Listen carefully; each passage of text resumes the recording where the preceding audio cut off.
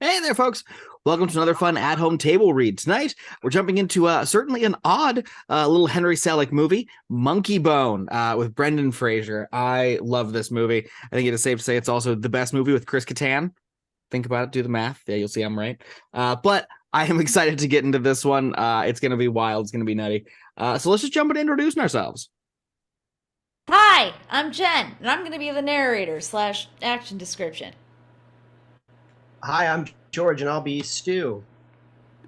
Hi, I'm Anne, and I will be Julie. I'm Logan. I'm going to be Monkeybone. I'm Erik. I will be Herb. I'm Travis, and I'm playing Hypnos. I'm Nicole. I am Death.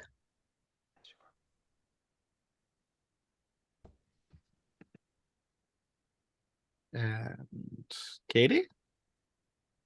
Oh, I did not hear the fact that I'm Katie. I am Death's assistant and many other parts. And in theory, we have Mary joining us in a little bit. If and when she does, she will be playing Kitty. If not, well, we've already got that part divvied up. So, Jen, take us away. Monkeybone, written by Sam Hamm, based on the comic book Darktown by Kaja Blackley and Vanessa Chong.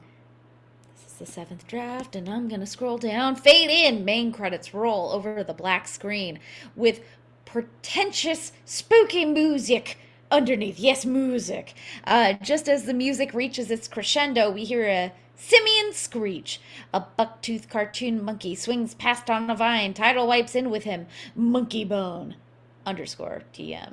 Anyway, I did not mean underscore. Anyway, lowercase TM in fried chicken. Tight close-up. Stanley, animated. A pocket watch swings back and forth in foreground. Gaping at it is a goofy, bespectacled cartoon character, sucking his thumb as his eyes move back and forth. After a moment, the left eye freezes in place, but the right eye keeps going back and forth with the watch. Back, Stanley. You're going back. Back to when it all began. Are you going back yet? Come on, get back. The haven't got all day. Now both eyes are locked in place. The patient is hypnotized.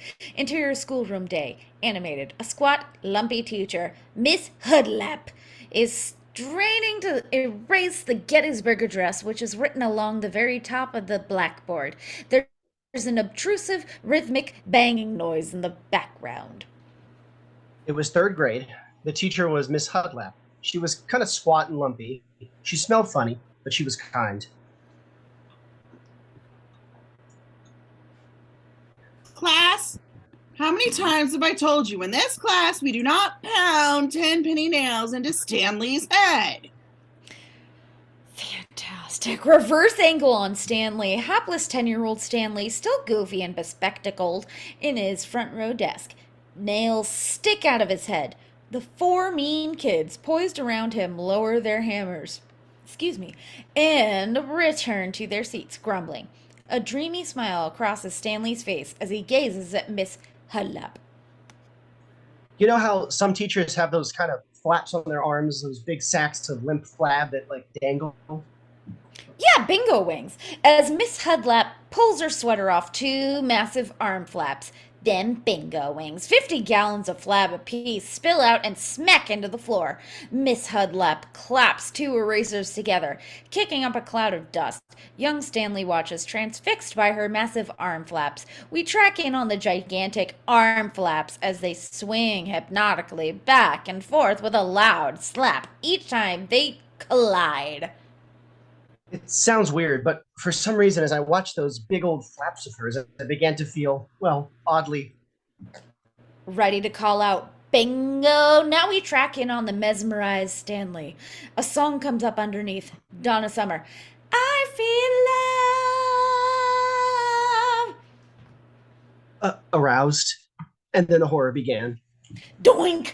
Stanley looks down at his lap in horror. The boys and girls around him are pointing and tittering.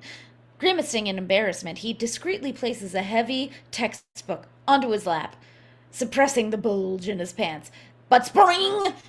The book goes flying across the room. The bulge is fighting back. The kids duck and cover beneath their desks as Stanley slams a stack of textbooks onto his lap. It's no use. The whole stack goes flying, and books come raining down on the entire class. Now Miss Hudlapp is staring directly at him.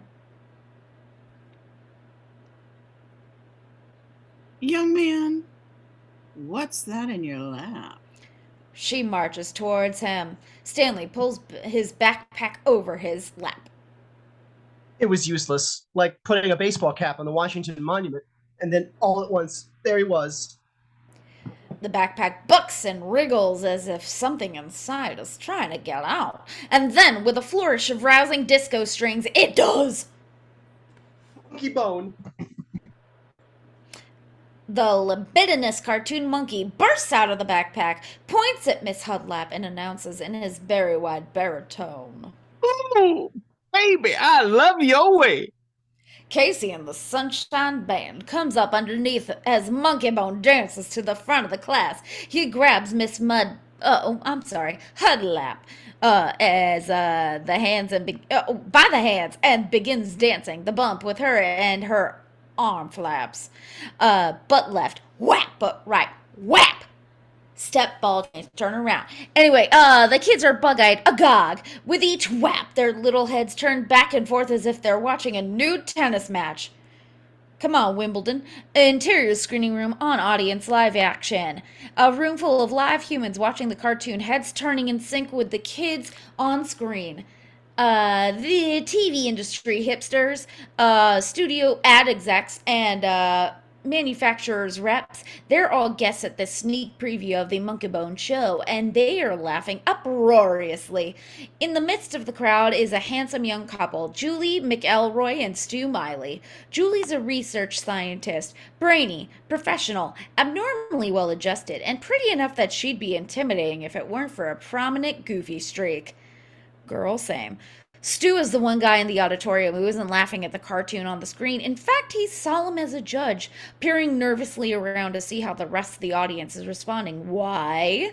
Because he's the cartoonist who created the characters on screen. In his looks, gangly, disheveled, and manner, sardonic, self-deprecating, he's the obvious model for the character of Stanley.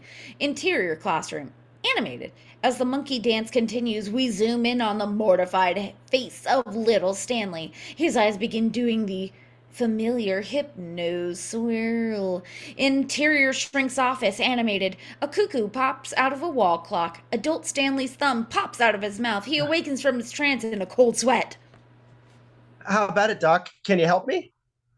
Not overnight. His imaginary monkey cases take time. I would estimate roughly... On the desk is a catalog, open to a 2-page spread depicting a 40-foot cabin cruiser, new for summer, only $229,999.95. With his free hand, the shrink is working a calculator. 12 years and 3 months ought to do it. The shrink hustles Stanley to the door and shakes his hand. One question, Doc. What did you mean when you said imaginary? All in good time, my boy, all in good time. The shrink shoves Stanley out and slams the door behind him. 2 beats. Then he doubles over, weeping with laughter. Ha ha ha! What the crackpot! Monkey on the back! Ha ha! Roll out the wacky wagon! Ha ha ha! Now he notices a backpack, which Stanley has left on the couch. It twitches slightly, of its own free will. Imaginary, huh? Yeah, quack. Exterior shrinks building, animated. A window shatters. The shrink comes hurtling out. Monkeybone straddles him like the Slim Pickens riding an H-bomb. Come on, Dr. Strangelove, hooting and hollering all the way down to the street. Splat! A gob of gore hits Stanley in the face as he exits the building. He kneels on the sidewalk, finding a pipe and a goatee. Aw, Monkeybone, at this rate I'll never find a good shrink. Those guys are a waste of money. I'll show you how to stop sucking your thumb. Monkeybone sticks his thumb in his butt. Oh, he gavolt. And he and Stanley toddle off into the sunset. Interior screening room. That moment, standing O from the crowd as the cartoon ends and the lights come up. Herb, an all-purpose sidekick type, appears at the podium. Thank you. That's our pilot. The good news is Comedy Channel has just picked us up for an order of 6 new episodes. Herb leads a round of applause. Julie nudges Stu, the only guy in the room who's still in his seat. Now let's give it up for the guy who started it all. Creator of America's most disturbed comic strip. The man behind the monkey, Mr. Stu Miley. Spotlight hits him, and he stands to tumultuous applause. He looks genuinely stunned. He can't believe it's happening. Julie surreptitiously pinches him on the bottom, giving him a start. She winks at him. He shoots her a small private smile, then turns to wave at the adoring crowd. Interior lobby, half-hour later, night. Stu working his way through a crowd of well-wishers and fans. I don't actually draw all the animation. No, we have sweatshop workers who couldn't get jobs at Nike for that. A beautiful, heavily pierced female fan hands Stu a marker. Mr. Miley, would you draw Monkeybone on my belly as a guide A guide? for my tattoo artist? She exposes her taut midriff. Stu thinks for a moment, then goes to work. When he's done, Monkeybone appears to be climbing out of the girl's pants and waving to her. Nearby fans applaud. Wait! You have to draw the rest of them. She begins unbuckling her belt so Stu will have enough room to draw Monkeybone's bottom half. Stu demurs. I have to check in with my doctor. Doc! He wanders across the room, finds Julie deep in conversation with a bunch of other guests, and pulls her aside. Hey, Doc, come here. There's something really cool I want to show you. He grabs her by the sleeve, pulls her across the floor to interior alcove, off lobby, continuous. There's nothing cool about it. It's a stairway landing, with metal fire doors that open onto the parking lot outside. You see these doors? The cool thing is, you go out, they close, you can't get back in. He opens one door and holds it for Julie. You want to leave? But Stu, you're a big hit. Everybody loves you. They don't love me. They love Monkeybone. It was you who got the standing O. It was your drawing on the belly over there. That was especially Monkeybone. Come on, Doc. I don't want to be stuck here with this bunch of media creeps. I just want to be us, home, alone. I have something I have to give you. Can't you give it to me later? Yeah, I could. But the thing is, if later got here sooner, it would be better. He gives up trying to explain, pulls her close, and kisses her. For a moment, they completely forget about the party inside the next room. Excuse me. Then Herb appears behind them, trying to catch Stu's eye as he waits for the clinch to break up. Finally, he pries them apart. Sorry, Julie. It won't be a minute. Now, Stu, I know you don't like the idea, but you really ought to talk to these guys. Julie and I, we were just going to go. But before Stu knows what hits him, Herb is leading him back into interior lobby. That moment continuous. Go. There's a potload of money here. You got 3 major toy companies. You got the guys from Burger God over here. Burger God? The ones that found the pig hair in the French fries? Never proven. They were ready to pop preemptive endorsement. Kids love Burger God. The merchandiser shoots Stu an expectant wave. Stu waves back and turns in the opposite direction. Herb grabs him by the sleeve. Herb, it's too much. It's all out of hand. Do you know what kind of opportunity you have here? You gotta strike. I'm talking mansions, Lamborghinis, champagne for mouthwash when you brush your... I don't want to be rich. It's just a trap. Oh, being rich is not a trap. That is a dirty lie perpetrated by rich people to keep the failures from killing them. Herb, I have to go. Why? I got the ring. Tonight's the night, Herb. Tonight's the night.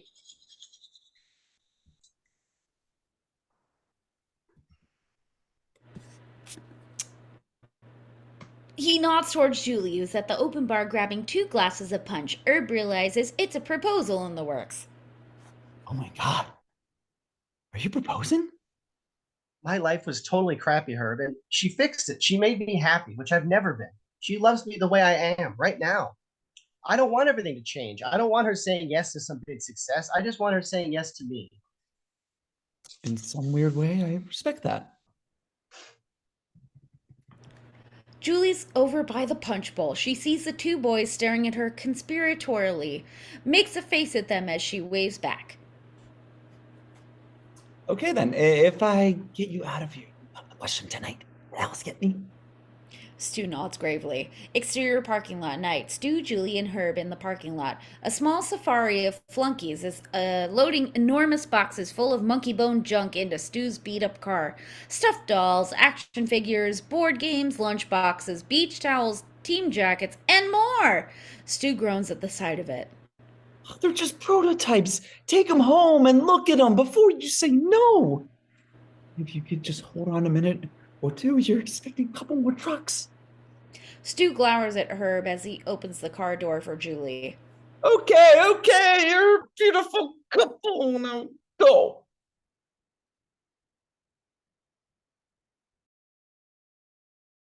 Oh, sorry, excuse me, I'm sneezing. Interior car night. Excuse me, moving.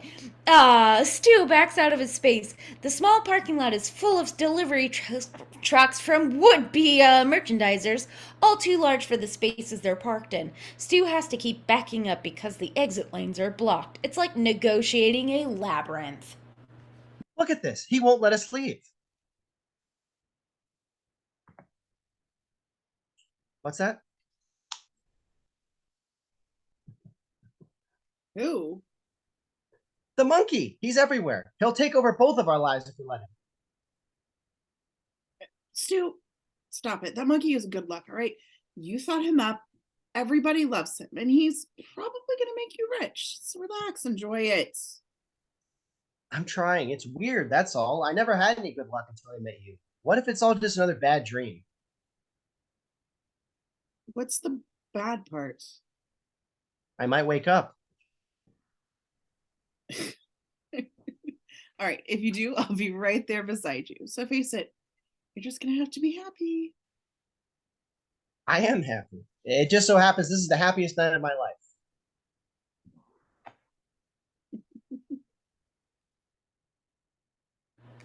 He says it so solemnly that she cracks up. After a moment, he joins in.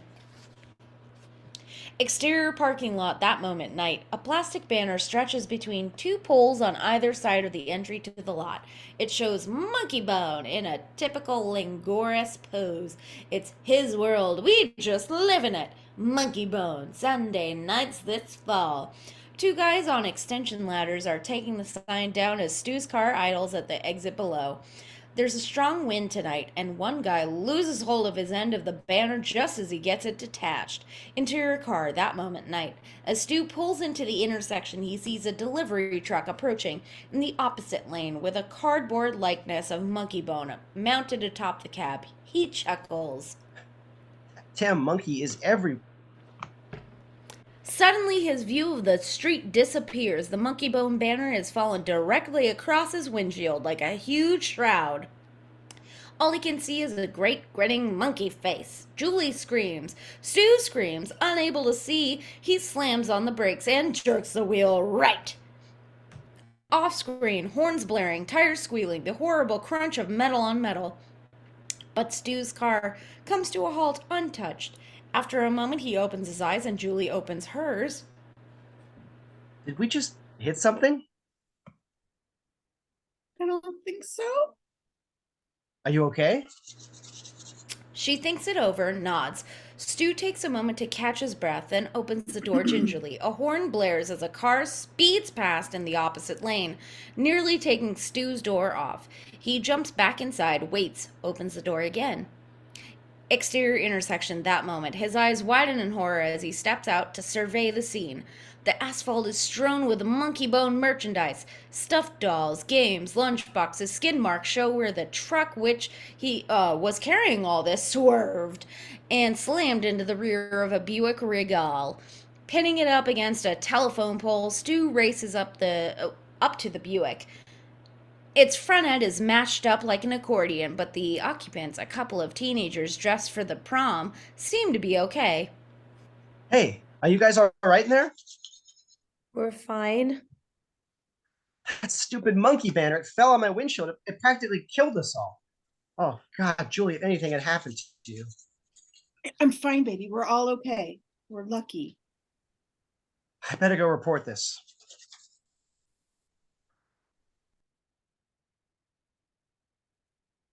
Whoop. Hold on. Excusez-moi, because I accidentally... He spots a phone booth and starts across the street. On the way there, he plucks a stuffed Monkeybone doll off the pavement and chokes it with both hands. Julie stays behind with the prom kids. The teenage boy in his tux is glassy-eyed, miserable beyond description. Dad's car. The boy begins to sob softly. Julie nods in sympathy. Then everyone winces. The air is full of a horrible creaking noise, like nails on a chalkboard. What was that? Did you hear that? The horrible creaking noise continues. Julie turns. Behind her, the telephone pole that the car slammed into is beginning to teeter.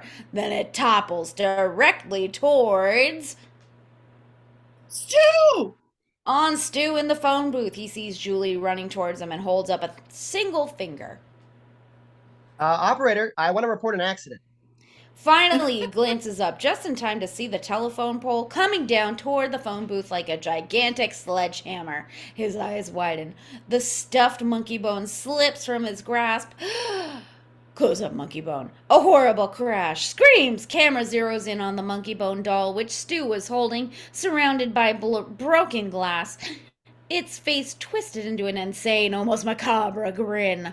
The screen fades to pitch black for a few seconds until we hear a distant siren, and an image comes swimming into focus. Stu's POV on Julie. He's in the back of an ambulance with paramedics all around him working feverishly. Julie hovers above him, holding his hand. Stu, I'm here, baby. It's me. It's Julie. I love you. You're gonna be okay, baby. I promise. All at once he seems to be receding from Julie and the others, as if sinking through the bottom of the stretcher, and beyond, through the floor of the ambulance. Julie's voice grows weaker, more distant. I'm here, baby. I won't. And then all trace of the ambulance is gone, and he's floating down through some strange limbo, surrounded by the silhouettes of billowing shrouds, with the sound of birds calling all around him. An awful mechanical ratcheting noise fills the soundtrack. Stu's eyes close, and when they reopen, he finds himself in exterior trolley, moving. A tiny roller coaster car descends from dense clouds down the length of an impossibly long and rickety metal track. The track leads through a vast black void to a tiny island floating in the darkness, an island that looks not unlike a disembodied fist. And as the car draws closer, the fist begins to open, tulip-like, turning into a hand with a full-size town nestled in its palm. In the town, carnival lights begin to glitter, music begins to tinkle. Exterior platform night. The car, a one-passenger job with a cartoon animal face on its prow, stops with a lurch. Stu steps out onto a fog-shrouded train station platform. Before he knows it, the little car departs behind him. He's stranded. Alone. Hello? Anybody? Am I dead? Please, I'd like to know if I'm dead. Off in the fog is a big wheeled cart with a sign, psychological baggage claim. There's Stu, finding 2 suitcases and a backpack. He examines the tags. They all belong to him. Same. He sits on the edge of the cart, opens a suitcase, and pulls out a bagged copy of Marvel Comics Conan the Barbarian #1, an 8mm reel of highlights from Ray Harryhausen's Jason and the Argonauts, with sword-fighting skeletons on the box cover. A spiral notebook, its cover labeled Stu M. Geography. The inside page is covered with drawings of dinosaurs and airplanes. Transparent plastic models of the Visible Man and his mate, the Visible Woman. with a couple of spare organs that young Stu never quite found a place for. A vinyl LP of Bread's greatest hits, which Stu quickly slips back into the suitcase, lest anyone sees it. As he gathers his bags, he hears odd squeaks and chittering. Here are your bags, mister. Oh my god, you're perfect. A strange furry creature pops out from beneath the platform and yanks on Stu's pants leg. It looks like a raccoon, but it's flat, an animated pelt. Before Stu has time to let out a yell, the flat snake skin comes slithering out from beneath the baggage cart. Cigars, mister? Genuine Cubans? Stu looks down and sees a squashed rabbit humping his leg. Want to meet my sister? Oh, Jesus, of course it's Travis. These border town types are known as Roadkill, and they're sporting the tire tracks to prove it. Stu screams, shakes them off, and runs. Exterior, dark town gates night. A long stone stairway leads to decorative wrought iron gates. Shadowy carved Sphinxes on either side. As Stu races up the steps, a sputtering neon sign comes to life overhead. D-Irk Town. A fanfare blows as the creaky gates begin to part. A spotlight hits on the Sphinxes, and they come to life. They rise up on their hind legs, put on boater hats. One of them blows a note on a kazoo. We welcome you to Darktown, and while you're in your coma, this odd amusement park town will be your home sweet homa. Perfect. Stu bolts through the gates with Roadkill Trio right on his heels. The indignant Sphinxes shenanigans exchange a look of outrage. Exterior Darktown midway night. It's a carny town, a tourist trap, seedy and nightmarish. Despite the festive trappings, there's something off about it. An air of neglect and decrepitude, as if they'd tried to turn Alcatraz into Disneyland underneath Bob Chapek. Anyway, I'm sorry, I'm done. And given halfway through, Stu looks back and sees the Roadkill gaining on him. He spots a small group of other humans. Help me. Please, there's animals. The humans just yawn. They're coma victims, just like Stu. He ditches one of the suitcases as the Roadkill comes after him. Pony ride, mister? He turns and spots a helpful-looking fellow in a cowboy outfit. The cowboy is, in fact, a centaur. Rider and mount rolled into one. The characters who run this place, the barkers, ticket takers, and ride operators, they're all weird hybrids, part human, part animal. They could be the ancient gods of some primitive culture, reduced to working as street entertainers in this ramshackle resort town. Stu pinballs down the street, bouncing from one shock to another. Joe Camel doing community service as a street sweeper. Hey, mister, got a smoke? A Yeti selling snow cones from a cart outside the Morpheum. The marquee reads, Live, Nightmares, Live. First run, continuous performances, popular prices, rated NRH, not recommended for humans. A Cyclops working as a barker at the Penny Arcade, a video rental outlet. Bad Dreams Video, offering your favorite nightmares, cult and classic. 3 nights for $2.95. A 3-headed devil emerges from the shop carrying a sack full of videos and recognizes Stu, much to his horror. Hey, aren't you Stu Miley? We're big fans. Could we have your autograph? Reduced to babbling hysteria, Stu ducks into the nearest building. Above the door, an animated neon sign shows a happy boozer lifting his martini glass, then falling over flat on his back, at which point his eyes are replaced by the traditional cartoon X's. This is the Coma Bar.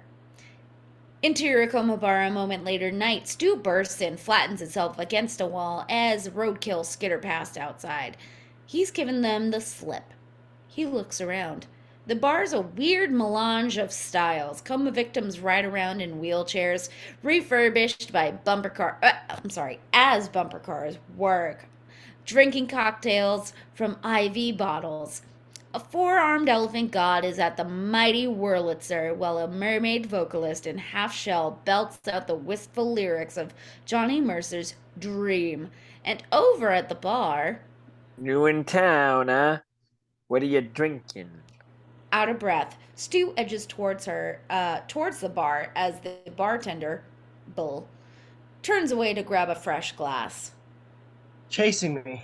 Animals. Horrible. Animals?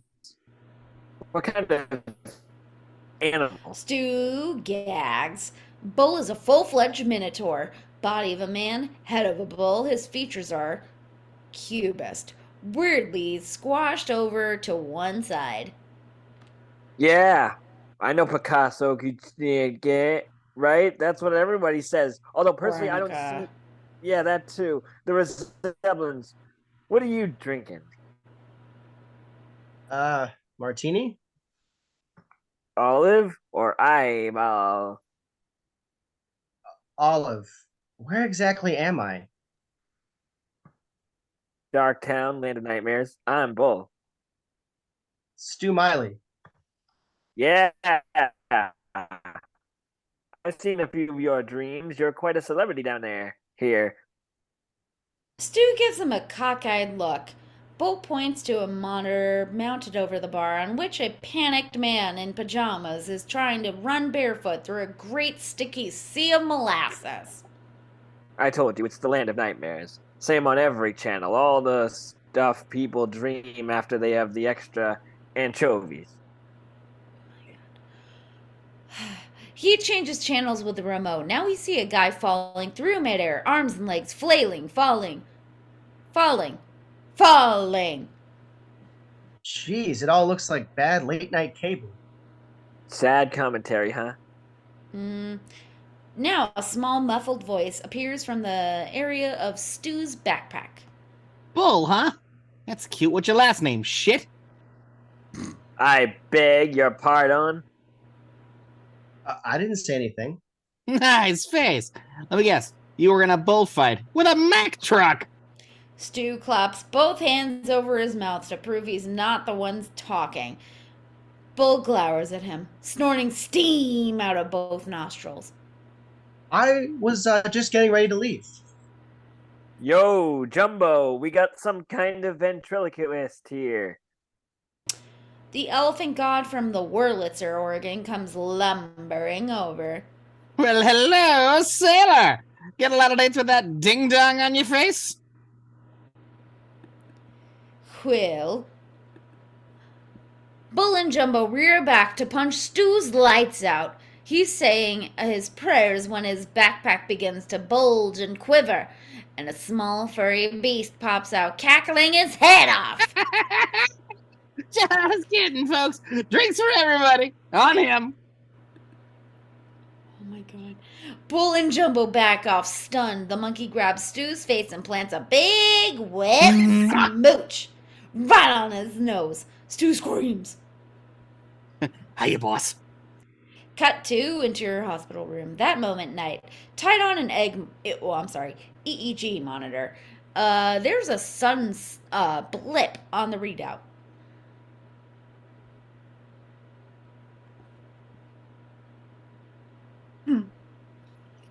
Just a spike, ma'am. It happens. It's perfectly natural with COVID patients. I'm a doctor too. I know this man's brain. Julie strokes Stu's limp hand. He's comatose, cocooned in a tangle of wires and tubes. His head and shoulders are heavily bandaged.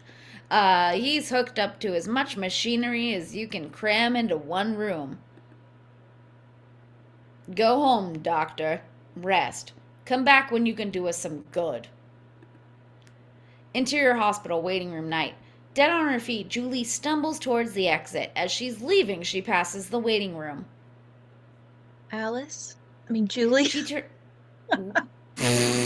I love you so much for that. Anyway, she turns and sees an older colleague from work, Alice, waiting in the doorway. Hovering right behind Alice is Herb.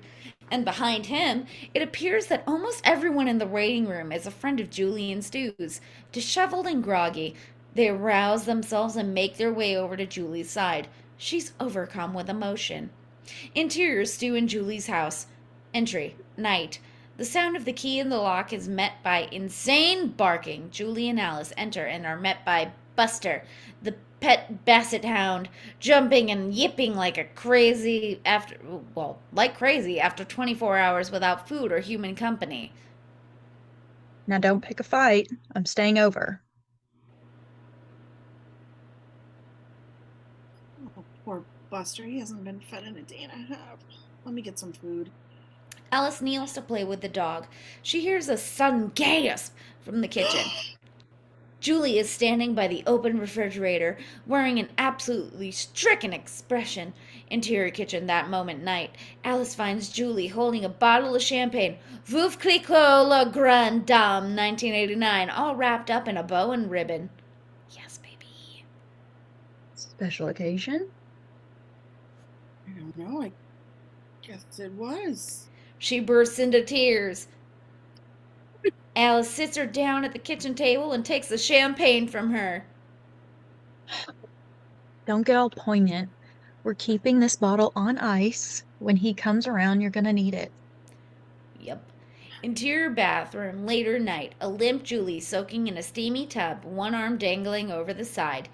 On the vanity is a framed photo strip. Four poses for $1. In the first three, Stu and Julie are making outrageously goofy faces. In the fourth, they imitate the stern-faced farm couple from American Gothic. She gazes at it for a long, long time. Eventually, she smiles. Interior second bedroom studio, night. Open on two photos mounted in a single frame. On the left, Buster Keaton, droopy-eyed, in his familiar pork pie hat and vest. On the right, a Photoshop image of Buster the Basset Hound. In the same pose, also wearing Keaton's hat and vest. These photos are on the wall of the cramped room which serves as Stu's studio and Julie's office. Monkeybone strips are scattered across the drafting table. Alice is making up the sofa as a guest bed. As she's hanging her coat in the closet, she comes across an acrylic canvas in the back, stashed behind a battered portfolio and a box full of spiral-bound sketchbooks. She pulls it out. She's obviously disturbed by it, but she can't tear her eyes away. She's still gaping at the painting when Julie enters in a terry cloth robe. Who did this? Stu, that was right about the time we met? When he first came into the sleep lab? Yeah, before your time. The canvas depicts a group of surgeons with the face of wolves. They're standing over a human patient, replacing his internal organs with machine parts. The style is at once cartoony and unsettling. Jesus, honey. He always joked about you curing him, but I never realized what you cured him from. He hadn't gotten a good night's sleep in years. The nightmares would wake him up. He'd start panting. The boy looked like a pluperfect hell. Alice's gaze goes from the nightmare paintings to the Monkeybone strips tacked up over the drafting table. How do you get from here to there? Switched hands. What? Oh, I'm serious. It was bicameral dysfunction. Right brain, left brain, out of balance. He was a righty, so I made him switch the pencil to his left hand just to see what would come out. A smile comes to Julie's face. She settles in on the floor beside Alice and digs through the various portfolios until she comes up with a quickie cartoon on the back of a napkin. The prototype for... Monkeybone? Left-handed, he was funny. He'd been doing all this scary, intense work, and then he found out he could draw this stuff and make me laugh, and he liked that. And then the nightmares just stopped. Wow. Two guys in the same brain. Which one did you fall in love with? Julie smiles at the cartoon. She isn't telling. I've put a ton of work into that boy, Alice. I'm not going to let him get away from me. Interior ICU morning. Julie in her white lab coat wanders through the intensive care unit. and finds a woman hunched over Stu's bed, bawling her eyes out. Kimmy? Kimmy looks up. She's crying so much she can barely recognize Julie. Julie, poor Stu, my poor baby brother. When'd you get in? About an hour ago. I tried to prepare myself, but I didn't know he would be like that, like this. I can't even bear to look at him. How about you? Are you okay? I'm fine, Kimmy. Fine. I had so much I always wanted to say to him. At least I got the chance to give him the ring. At least he had a chance to give you the ring, I can't think. The ring? Grandma's ring. The engagement ring. He asked me to send it to him. Julie turns to look at Stu in the bed. The certain knowledge that he was about to propose is like a knife in her heart. Kimmy feels bad as well, having let the cat out of the bag, but before they can hash it out... Mr. Brewster, Julie, I'm Dr. Edelstein. Jury Dr. Edelstein enters. He shakes hands with the woman, then checks Stu's readouts, making notations on his clipboard. Vital signs have stabilized. That's good. Can you give us a realistic sense on my brother's chances? He's held on this far. We can't do much but wait and see. But these machines are what's keeping him alive, is that right? This remark sends a shiver down Julie's spine, but she keeps silent. At the moment, yes. Can you give me a realistic idea of how long this is gonna last? Comas are unpredictable. He could wake up today, tomorrow, or a month from now. Honey, I have to clarify this. The thing is, Dr. Edelstein, my brother has an absolute horror of doctors, hospitals, needles, all of it. Kimmy, he doesn't even know what's going on. He doesn't even know he's in a hospital. Please, Julie, this is not easy for me. Our father took a long time to die, a long time. It just about killed us. And Stu and I made a pact that when our time came, we wouldn't let it drag it out. It's too soon to even to talk about that. Give me a date, doctor. 3 months. There's always some brain damage, but at 3 months, the chances of coming back shrink dramatically with every day. Want him to have every chance, doctor. We can certainly give it 3 months. No one says anything, but both women look at Stu and then at each other, and everyone knows exactly where everyone else stands. Julie has a sinking feeling that Stu is working on a 3-month deadline, dissolved to insert television screen a beauty pageant, shapely ingenues in evening gowns being introduced by an MC with enormous veneers. And now, the last of our 5 finalists, Miss Michigan, George T. Willoughby. George is a pudgy schmo with a small pencil mustache who's wearing glasses, a necktie, and nothing else. Love you, George. He steps forward holding a briefcase in front of his crotch, looking extremely mortified. And now George will give us his analysis of Heisenberg's uncertainty principle as it pertains to third world economics.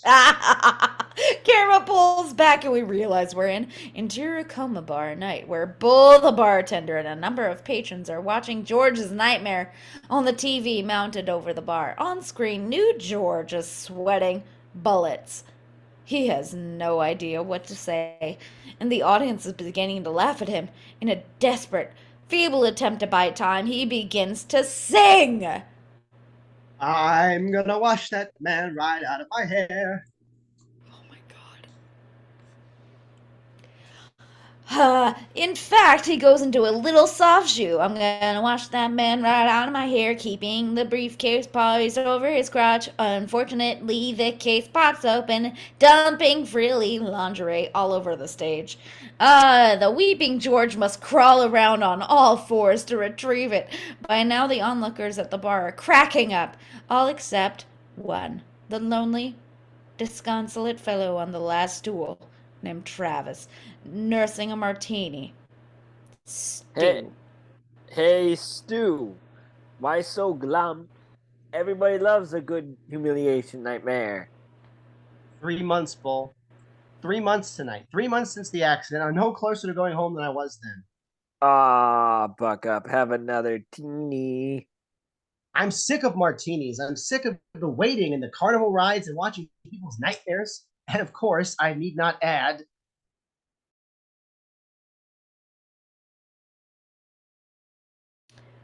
He grimaces at Monkeybone, who's stretched out atop the mighty Wurlitzer at the other end of the room. The mermaid Chanteuse is singing a Dietrich number, the laziest gal in town, or at least trying to, because Monkeybone is caterwauling behind her. By the time she gets to the grand finale, he's practically baying at the moon. Pissed off, she shakes her fist at Monkeybone and pulls the lid off of her clamshell. Pulls the lid off her clamshell shut. This suits Monkeybone just fine, as it leaves him alone in the spotlight to soak up what little applause there is. Thank you. Thank you for that very moderate response. Now, I know you're all in comas, but still. Now it's dedication time. He gestures to Jumbo, the elephant organist, who begins to vamp. We got a special dedication tonight. This one's from my ever-loving boss, Mr. Stu Pig Miley. And we're sending it up to the very special lady in the land of living. Yes, I do mean Julie. Beautiful Miss Julie, who, if she had a brain on her head, is shacked up right now with some good-looking doc she met in the ER. I'm just kidding, buddy. Because if we know anything about Miss Julie, we know that she is faithful, loyal, true. Even if her boyfriend here is an eggplant. Which is why we're dedicating this very special tune to her, Jumbo. Jumbo's tasteful vamping gives way to a raunchy rock beat, and Monkeybone begins strutting across the top of the piano, bobbing and grinding and shaking his booty to the tune of... My baby got a loose caboose. Oh, my baby got a loose caboose. Get on the Julie train. Monkeybone sings the same poignant line over and over until Stu comes storming over from the bar and yanks him off the frickin' Wurlitzer by the scruff of his scrawny neck. A trooper to the end, Monkeybone waves at the crowd even as Stu drags him off to an empty table in the furthest corner of the room. You have humiliated me in public for the last time. I doubt that. Besides, I can't help myself. I happen to be a figment of your imagination. Then you can learn to act normally. I had to. Come on, I know you love me. You're a masochistic pain freak. You gotta love me. I am not, and I don't gotta. Yeah.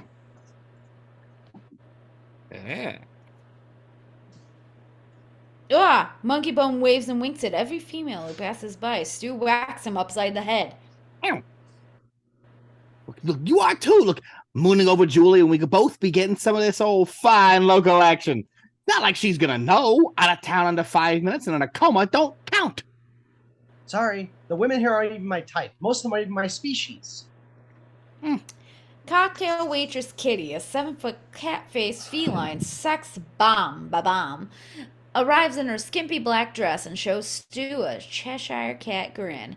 Monkeybone reclines, odalisque style, on the table. Hello, Kitty. Hiya, Stu. Refill on that martini. I'd like something with an umbrella in it and a really smutty name, like Sex Behind the Sofa with Your Parents in the Same Room, watching the Brady Bunch. Nothing for him. He's being repressed. Yeah. Is something wrong, Stu? You seem so tense. That's the same as always. Poor Mope's just wishing he was me. I've been trying to get through to the head guy, the nightmare god. What's his name? Hypnos? Yeah, to see if he could expedite my case, but I wait and I'm starting to think I'll never see her again. A softy at heart, Kitty sits across from Stu and takes his hand. I should have proposed, Kitty. That way, at least she'd know how I feel. That way, she'd wait for me.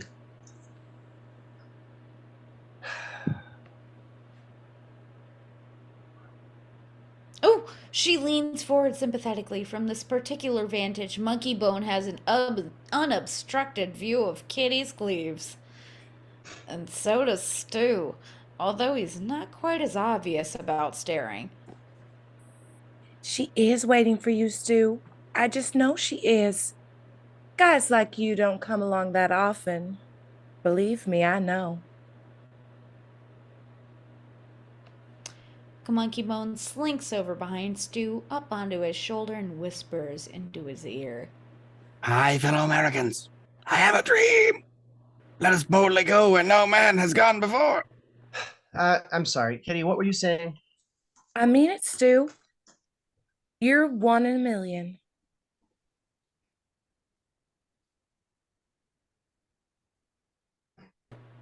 Kitty is holding the cleavage pose for an unnaturally long time. Her furry tail begins to swing back and forth playfully in the air. It's hypnotic, like a windshield wiper. Stu stares at it. Monkeybone stares at it. And Monkeybone's tail responds by straightening, stiffening, bending upward slightly. I'm not so special. I'm just kind of... Stu is suddenly aware of something long, red, and wet unrolling onto his shoulder. It's a tongue, dangling out of Monkeybone's open mouth. Stu lets out a yowl of shock. Ah! Blushing bright red, he grabs the tongue and shoves it manually back into the monkey mouth, whence it came. Oh, come on, pal. It's a compliment. You'd have done the same if you had the equipment. That does it. Back in the pack. Forget it. No way. I'm not kidding. Stu lunges at Monkeybone, who jumps over him, bounds off the edge of the table, and grabs a hold of the chandelier. I'm reporting this to my union. What union? The Sidekick Union. Me, Tonto, Robin the Boy Wonder, Chewbacca. Hey, you hide, you top banana better watch your ass. Stu grabs a chair and swings it at the chandelier. Monkeybone makes a series of submarine noises. Ooga, ooga, dive, dive, dive. And dives directly between Kitty's breasts into her skimpy black dress. Stu circles around Kitty, following the undulating monkey-sized blob that is tumbling around under her dress. Finally, Monkeybone pops out of the back of the dress and nuzzles Kitty's ear. I left my phone number in your undies. Can't lose it in traffic, yeah?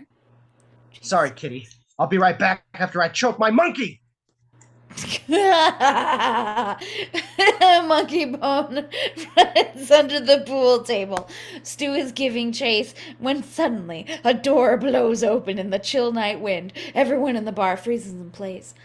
For there, in the doorway, is a looming, ominous figure. The most dreaded figure in all of Darktown. A grim reaper, 9 feet tall and swinging a scythe, come to take some hapless coma victim to the land of death. Eerie winds whistle and the shroud flutters in the night breeze as the Reaper looks from face to face. For a moment, he focuses on Stu. Stu backs away involuntarily with a mounting sense of dread, and Monkeybone jumps into his arms, clinging to him fearfully. But the Reaper moves on, past each coma victim in turn, finally stopping in front of a tiny, wizened, prune-like old gent in a wheelchair. Oof. Who looks to be 110 years old at least. Oh, thank God it's not me. Him? About time. Oh, Beagler, I've come. I can't hear you, young fellow. Speak up. Earl, Beagler, I've come to give you... Oh, hell, here. Gasps of anticipation all around the room as the Reaper hands Earl a long white envelope. Earl opens it slowly and removes an oversized rectangular ticket, the size of a Hershey's bar made of solid gold with the letter E stamped upon it. Various characters around the bar room react in hushed voices. an e-ticket. You got a reprieve. Good for him. He's gonna wake up. Earl throws his crutches aside, jumps out of his chair, and dances a jig, waving the ticket over his head, just like Grandpa Joe. Stu stares at him with naked envy. No, not him. So long, suckers. See you in the party papers.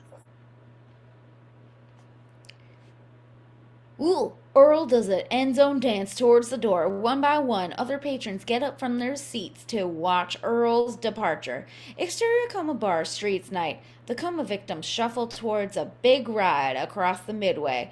It's a test your strength machine, the kind where you slam down a mallet and try to ring the bell. It's surrounded by crocodile moats and storm fences and electrified barbed wire and a big sign reading, Private. No admittance. Earl, still jubilant, inserts his e-ticket into a receptacle at the entrance. A drawbridge lowers and carousel music cranks up, and carnival lights blink on and fireworks rocket into the sky. All around them, faces turn skyward, clouds are parting. An eddy swirling colors is forming directly above the e-ticket ride, and a pinpoint hole opens up at its center. The test your strength machine has been outfitted with a seat where the bell ringer toward the hole bell ringer should be. Once Earl has settled in, a giant mechanical man lifts his enormous mallet and slams it down onto the lever lever end of the machine, sending Earl rocketing upward toward the hole in the sky. Dang! That seat hits the bell, but Earl keeps going up, up, up. Then, with a distant pop, he's gone over the rainbow, home. He's 90. He's practically dead already. How come he goes back and I stay here? Maybe he wanted to pick out his own casket? Hey, you! Stu marches across the street to the Grim Reaper, who's climbing onto his winged bicycle and seems shocked that anyone would want to chat with him. Monkeybone scurries alongside, terrified. He got an e-ticket. Where's mine? When do I get to wake up? Stu, let's not disturb the nice Reaper. I've been stuck down here for months. Somebody had better start paying attention or I'm gonna kick ass. Let's not kick the nice Reaper's ass. Monkeybone practically swoons, but the Reaper just stares at Stu. Sorry, bud. Off duty. The Reaper climbs onto his winged bike and pedals off down the midway. Stu lets out a howl of frustration. Wait, Stu, let's calm down, talk things over. How about some comedy relief? Okay, a brontosaurus walks into a gay bar. Well, and Stu boots Monkeybone aside. They're at a game stall manned by Elsie the cow, the one where you throw baseballs at milk bottles. Stu picks up a baseball and hurls it at the departing Reaper. The ball hits the Reaper smack on the head, knocking him off his bike. Damn. Monkeybone cowers in fear as the Reaper gets up, shaking a fist at them. But Stu isn't intimidated. He grabs another ball and winds up. Stu, I think we got this backwards. Your behavior, it's disturbing me. The Reaper, scared shitless, jumps back on his bike and pedals off as the ball whizzes past. Stu starts chasing after him. The Reaper turns down a side street and pedals up an incline, one of the fingers of the hand that holds the dark town. When the bike hits the end of the finger, it takes off into the void and keeps on going. That's right. Run, and don't come back unless you've got my e-ticket. The Reaper vanishes. Stu sits dejectedly on the edge of the curb. Who am I kidding? I'm never going to get out of here. I'll never steer again. Just then, a multi-armed messenger boy in royal livery, still, I'm just gonna guess multicolored, whatever. Anyway, On a child's scooter, he stops. Miley. Stu Miley. Stu looks up. 6 arms reach into 6 pockets. Finally, the messenger finds an envelope and hands it over. Inside is an engraved invitation. You're invited to a pajama party at Hypnos' hideaway. Penthouse suite, 10 p.m. sharp. If you snooze, you lose. Stu's eyes widen with excitement as the messenger scoots off. Hypnos, the god of nightmares. Do you know what this means, Monkeybone? He's finally going to hear my case. I'm going home. Dissolve to interior Stu's private room morning.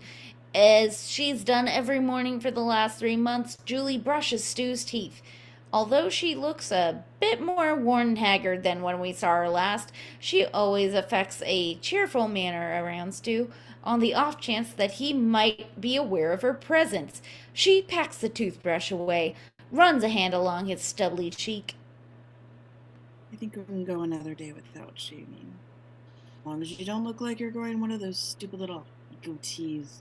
She opens up the entertainment section of the daily newspaper. Oh, hey, there's an article about the Monkeybone show. They've run that one episode about 8 times now. Herb says it gets higher ratings every time. They're hoping you'll give them some new material soon. Want to hear another joke? She refolds the paper and reaches into a bedside drawer for a paperback entitled The Book of Raunch. She pages through it for a moment. Okay, let me see. Here we go. A plane full of explorers crash lands in New Guinea. They are captured by a cannibal tribe and taken to the chief's hut, where... Wait a minute. I know this one. Ugh, you stinker, you swiped this joke for a Monkeybone strip?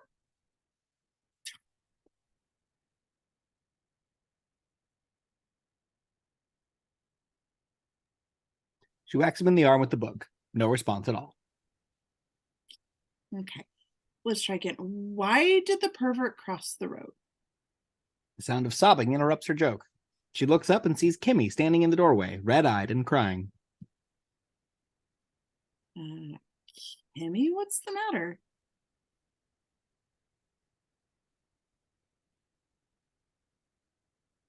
Kimmy?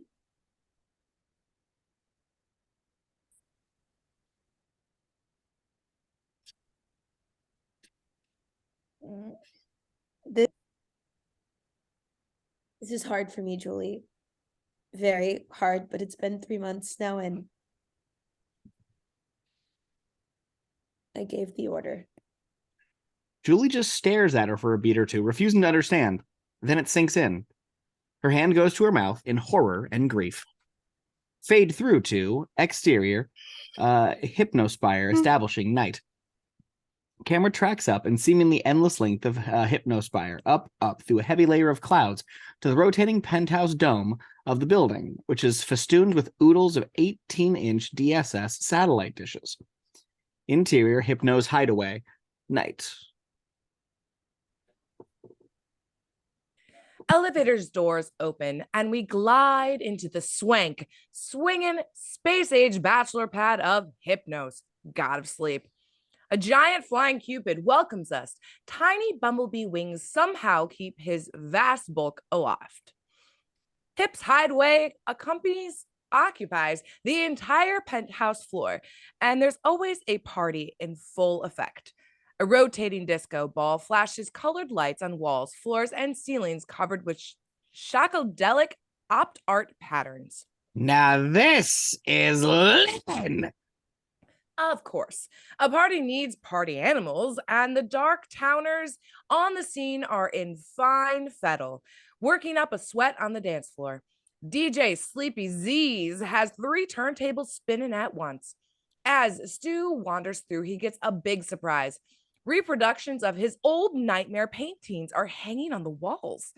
They've been turned into one sheets for the coming attraction at the Morpheum. You call that art?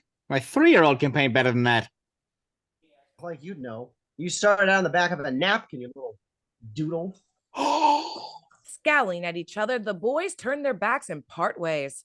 We immediately follow Monkeybone to the wet bar, where he's almost immediately bumps into a statuesque Gorgon with a full head of writhing snakes.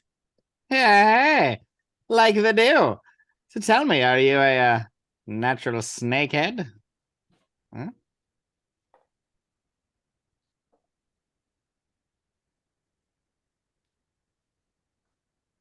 Huh? Only $50 to find out. $50? Bite me!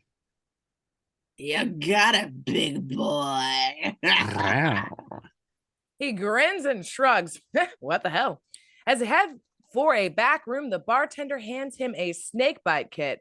A look of apprehension crosses Monkeybone's face, but before he can change his mind, the Gorgon's hand yanks him out of the frame. Stu, meanwhile, is crossing the dance floor, moving among glittering animal people who dance in their bizarre, uninhibited way. A five-legged woman, the bottom half of her body a big human hand, smiles at Stu as he passes. He tries to talk to her, but she's dancing, and with five constantly moving legs, it's difficult to get close. Say, have you seen Mr. Hypnos? Yep, he was here a while ago. Aren't you, Stu Miley? The nightmare guy? Stu grins meekly, nods yes. She pulls him over to dance. I heard you were going to be here tonight. This is so cool. Jumbo, the elephant god, is dancing in ungainly fashion nearby. His trunk swings out and hits one of the hand woman's arms, which snaps off like a marble statuary. Before she can let out a squeal, he does it again. Now she's armless, a regular Venus de Milo. You fat slob. Watch what you're doing. Why don't you slap me? Go on, slap me. Come on, Stu. Let's go where the real fun is. She leads him over to the sunken living room. Among the other guests, we see a Cyclops, a Yeti, a barbecue pig. A number of sofas and lounge chairs are arranged around a big crystal orb in the center of the room. The orb is where nightmares happen, although the perspective shifts and the locales change abruptly. As in a movie, all the nightmares have a quality, as if they're taking place right here in the room with us. Wow, live feed, huh? You bet. Hip gets all the best stuff before it goes out to the theaters. Stu grins in anticipation. He finds an empty chair and starts to sit down, but there's a slug with a man's head already in it. Hey, Sorry. get your fat butt out of my face. Stu picks another seat. The hand woman slides up alongside him. There's a new one just started. Exterior fields of flowers, nightmare orb. In a long shot, we see a handsome young couple dressed in paisley prints. Emerging from a Sylvian glade, they kiss in golden sunlight. Then the man breaks free, sprints through knee-high sunflowers to the middle of the field where a picnic blanket is waiting. Close up, Stu. His face goes pale as he recognizes the man in the paisley shirt. That's me. Nice shirt, dude. Exterior field of flowers, nightmare orb day. Paisley shirted Stu pours a champagne for two, toasts his beloved, who is, of course, Julie, the dreamer of the dream.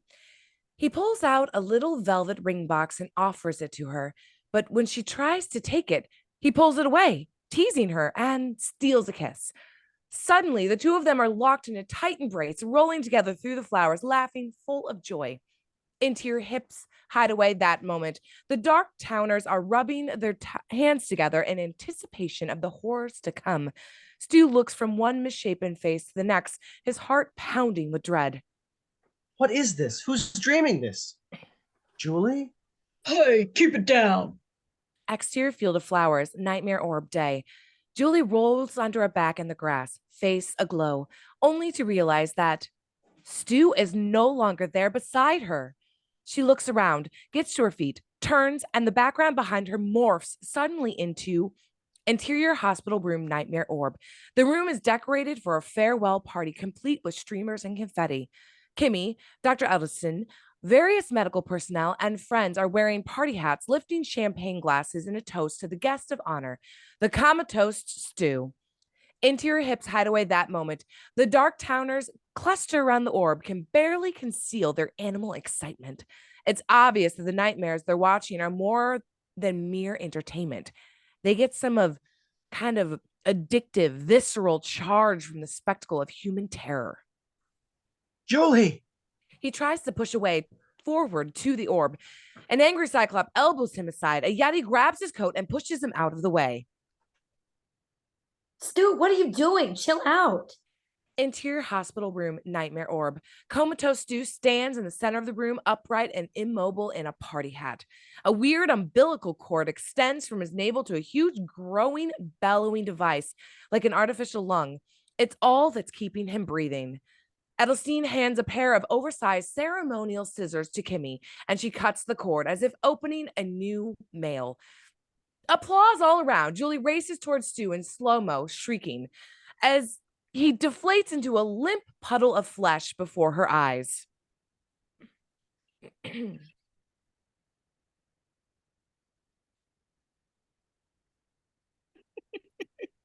Sorry.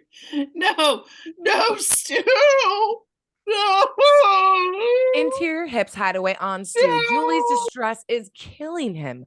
Yet all around him, Dark Towners are cackling their heads off, growling, howling, punching their fists in the air like rowdy drunks at a football game. He loses it all together. Julie! I'm here, Doc. Don't let them pull the plug. I'm here. He won't be stopped this time. He makes for the orb, climbing over sofas, pushing guests aside, knocking over their drinks. Hey, watch it, you stinking gringo! Julie, I'm here. I love you. Somehow Julie has heard him. Down in the nightmare orb, her dream self is looking up, trying to locate the source of Stu's disembodied voice. He struggles to reach the orb, but the Cyclops is holding him back. Stu! Stu breaks free and flings himself on the orb, which shorts out, and a haze of smoke and sparks abruptly ending in the nightmare. Julie's image vanishes, and Stu gropes at the air, despairing. Interior Stu's private room night. The real Julie awakens suddenly and lets out a scream of her own. Stu! Only now does she realize where she is. She's fallen asleep on the visitor's couch next to Stu's bed. The clock on the wall reads 1:15 a.m. Stu's readouts are spiking like crazy. Interior Hips Hideaway that moment tonight. Stu is being dragged across the dance floor by the Yeti and the Jumbo Elephant God. Handwoman brings up the rear.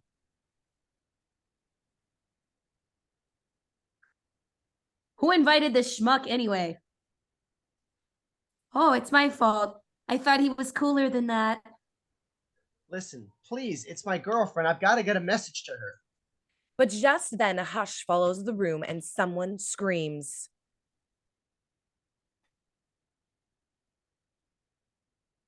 Hip! A wall panel does a 180-degree turn and a circular bed rotates into the room. Languishing atop it, garbed in a silk robe which exactly matches the black and white checkerboard pattern of the bedspread, is a chubby, grinning, sleepy-eyed satyr with horns and hooves.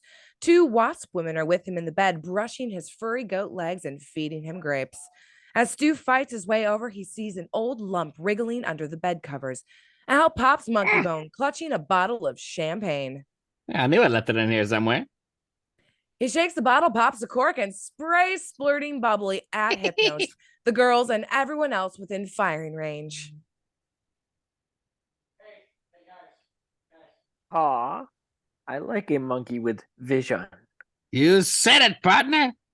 Hilarity all around. Stu snatches Monkeybone off the bed. How did you get in there? Stu, it's a party. Mr. Hypnos, sir, I needed to talk to you. Wait a minute. Stu Miley, right? Boys and girls, Mr. Stu Miley in the house.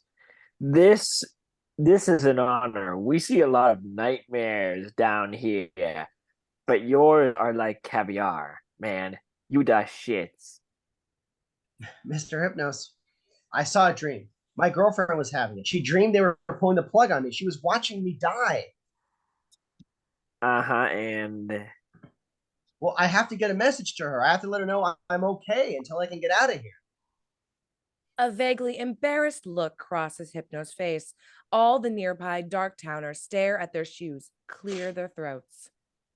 Which is actually what I wanted to talk to you about. See, I've been here 3 months. With a brisk gesture, Hypno sends the party girls packing. He slings one arm around Stu's shoulder and pulls him aside. Kid, didn't they tell you about this party? Tell me what? It's a special kind of party. A farewell party. Do you get what I am saying? Farewell? You mean I'm Stu explodes with joy. He's practically dances the jig. going home. I'm waking up. Hey, everybody, I'm out of here. One by one, the celebrants turn their back and slink discreetly away. I think I'm about to. Am I mistaken, or don't I get to? Is there some? Y'all see, Stu, as I understand it, you made this pact with your sister. No life support? Monkeybone's jaw drops. He slaps himself across the forehead. Packed. No life support. Well, yeah, but that doesn't apply. It was different then. I was depressed. My life is great now. I'm in love. Monkeyboy marches back and forth across the bed, wearing a dimwit's expression as he mocks Stu in a sing-songy voice. Pull the plug. Take my organs. I don't need them. I don't need no life support. I am an idiot. Pull the plug. Stu grabs the monkey and clamps a hand over his mouth. Besides, Julie wouldn't. She'd never. Actually, Stu, Julie doesn't get to decide. That's why she was having the nightmare. They're pulling the plug at 9 a.m. 9 a.m., but that's 12 hours. In checking his watch, Stu removes his hand from Monkeybone's mouth. The sing-song resumes. I'm so dumb, I deserve to die. Mr. Hypnos, you run this place. I'm begging you. There's got to be something I can do. Stu, I like you personally. I admire your work, but I'm just the god of sleep. This is death's ballywick. Maybe you could talk to death. Me go crawling to death, my friend. It will be a cold day in Las Vegas, Nevada before I go crawling to that piece of... Hip shuts up, looks around the room as if he's afraid of being overheard. Then he gestures to the boys to join him on the bed. They climb aboard eagerly. Hypnos hits a remote. Interior Hypnos bedroom on bed. And they rotate away from the party. Privacy at last. Now, that is not what you would call a people person like me. That is Putz, and I should know I'm his little brother. Your Death's brother? Oh yeah, Mr. By the Book, stick up the ass, my way or the highway, Death. Believe me, over the course of eternity, you get pretty damn tired of that schnick. So I need a job. He sticks me in the broke down amusement park with a bunch of animals to run it, and I'm supposed to be grateful. I mean, the penthouse is pretty swank, though. Thank you. I decorated it myself. Oh. Guys, I don't mean to be rude, but I only have 11 hours, 53 minutes to... Oh, right. Yeah, cheating death. There's one thing you might try. Only one guy in history ever pulled it off. Well, actually, two. Actually, no, there was that other guy who... Well, very few people have done it. Hip, I'll do anything. Me too. I mean, anything. Ask the chicks in the back room. You see those e-tickets, right? Well, you got to do is go into the land of death and steal an e-ticket right out from under death's nose.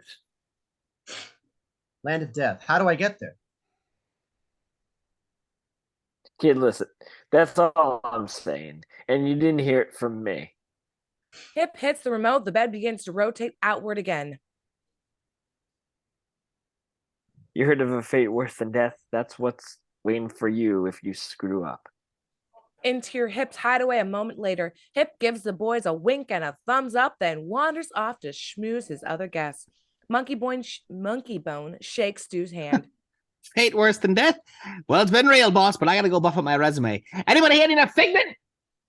Fine. Don't put yourself out. I'll go to the land of death alone. Stu, you have my absolute confidence. Dead man walking. I have got one chance to get back to Julie, and I'm going to take it with or without you. He turns and stalks off. Monkeybone stands there blinking. Hey, aren't you going to talk me into it? No, goodbye. Thanks for nothing. Stunned, Monkeybone scurries along behind him, pleading. You gotta talk me into it.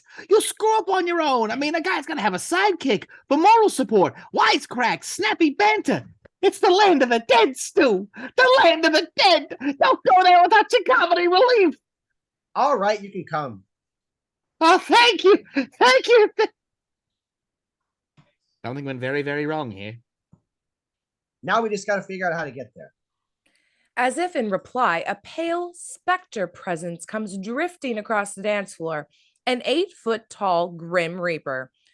The boys duck behind a potted plant to watch as he zeroes in on the wet bar, where a beautiful coma victim, Lulu, is drunkenly making out with another sloshed corpse-to-be, Fred. Lulu LaRue, I have come for you. Lulu doesn't notice. She continues grappling with Fred, muttering. The Reaper dives in and tries to disentangle them. Lulu LaRue, I have come for... Shay, you're kind of cute. She ditches Fred and throws her arms around the Reaper. Repulsed, he pushes her away, props her against the nearest wall, and touches her with one bony finger above the heart. It's like throwing a switch. Her body stiffens, her eyes cross, her tongue drops out of her mouth, and she makes a noise like a dial tone. The true horror of the death is that it makes you look like a total idiot. The Reaper pulls a collapsible hand truck from beneath his shroud and starts maneuvering Lulu onto it.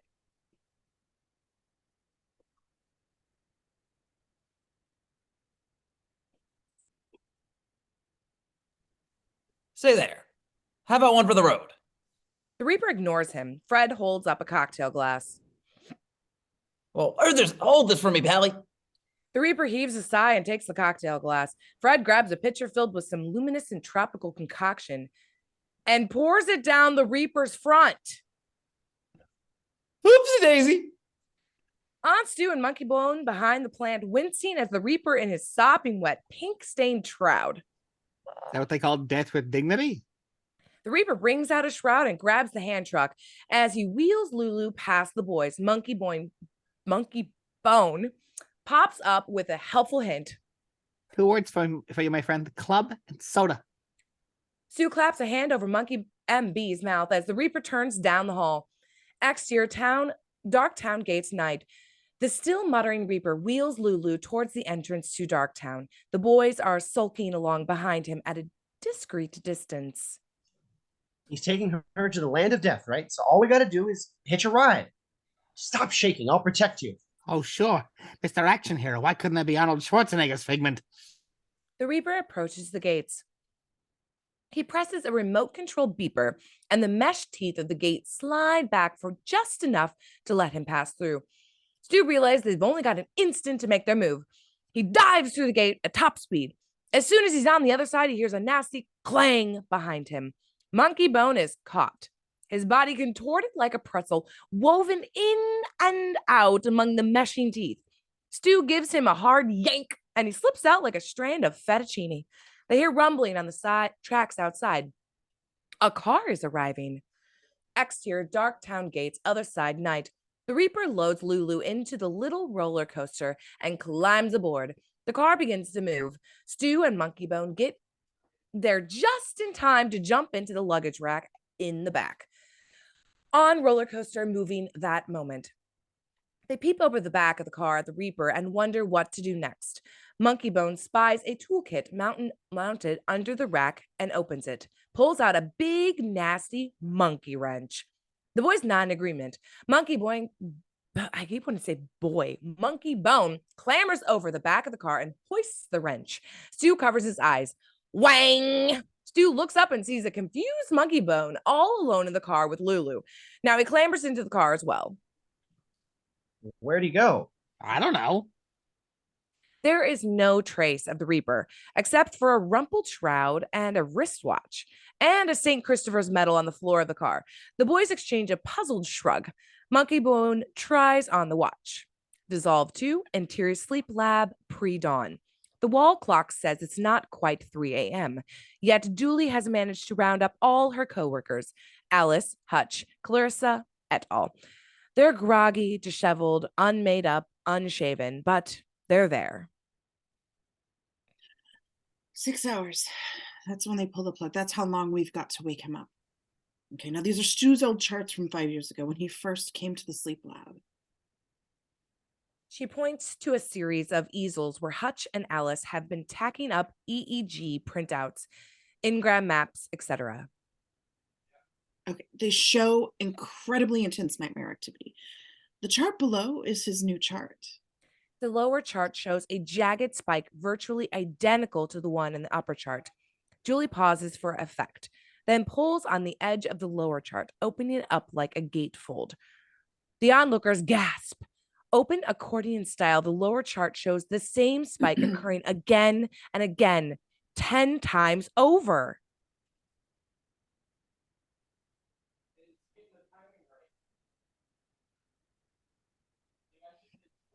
Holy shit. Yeah, he's stuck in a loop, a nightmare loop. Anybody here know what an onirix is? Sure, it's an enzyme. The brain secretes it during violent dream activity. It's nightmare juice. Julie and I were on the team that learned to synthesize it. If those charts are right. Synthesize. Yeah. And if those charts are right, Stu's swimming in the stuff. Are you thinking we can decrease the levels? I'm thinking you didn't actually go to medical school and no, I want to give him more. I want to give him a massive dose. And you'd be right. That's not going to stop his nightmare. Yeah, I don't think I want to stop the nightmare, Hutch. I want to crank it up. I want to take it right off the charts and I want to scare him awake.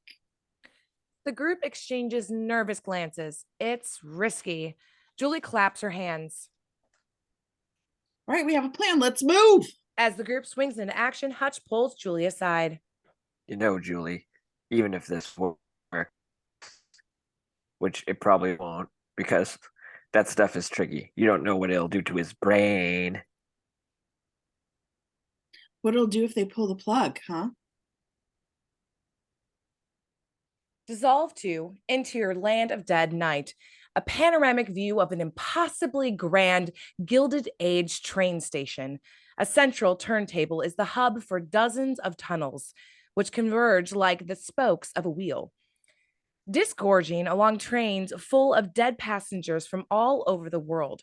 Far above, in a dizzying reaches of the vaulted dome that crowns the station, reapers on flying bicycles spiral about like mosquitoes, bringing dead souls to their final reward. This is Thanatopolis, land of the dead, truly the end of the line. A wet squeak scrapes across the frame, wielded by a grim reaper in a jumpsuit bearing the logo of Land of the Death Window Washers Incorporated. The noise is irritating. So a reaper on the inside snaps the Vietnam blind shut, cutting off our view.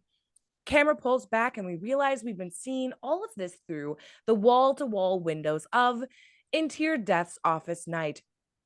It looks like the observation bridge in the nose of the Nautilus. The decor is ornate and the office equipment, vacuum tubes, pipe intercoms, etc. It is on loan from Jules Verne Museum of Defunct Technology.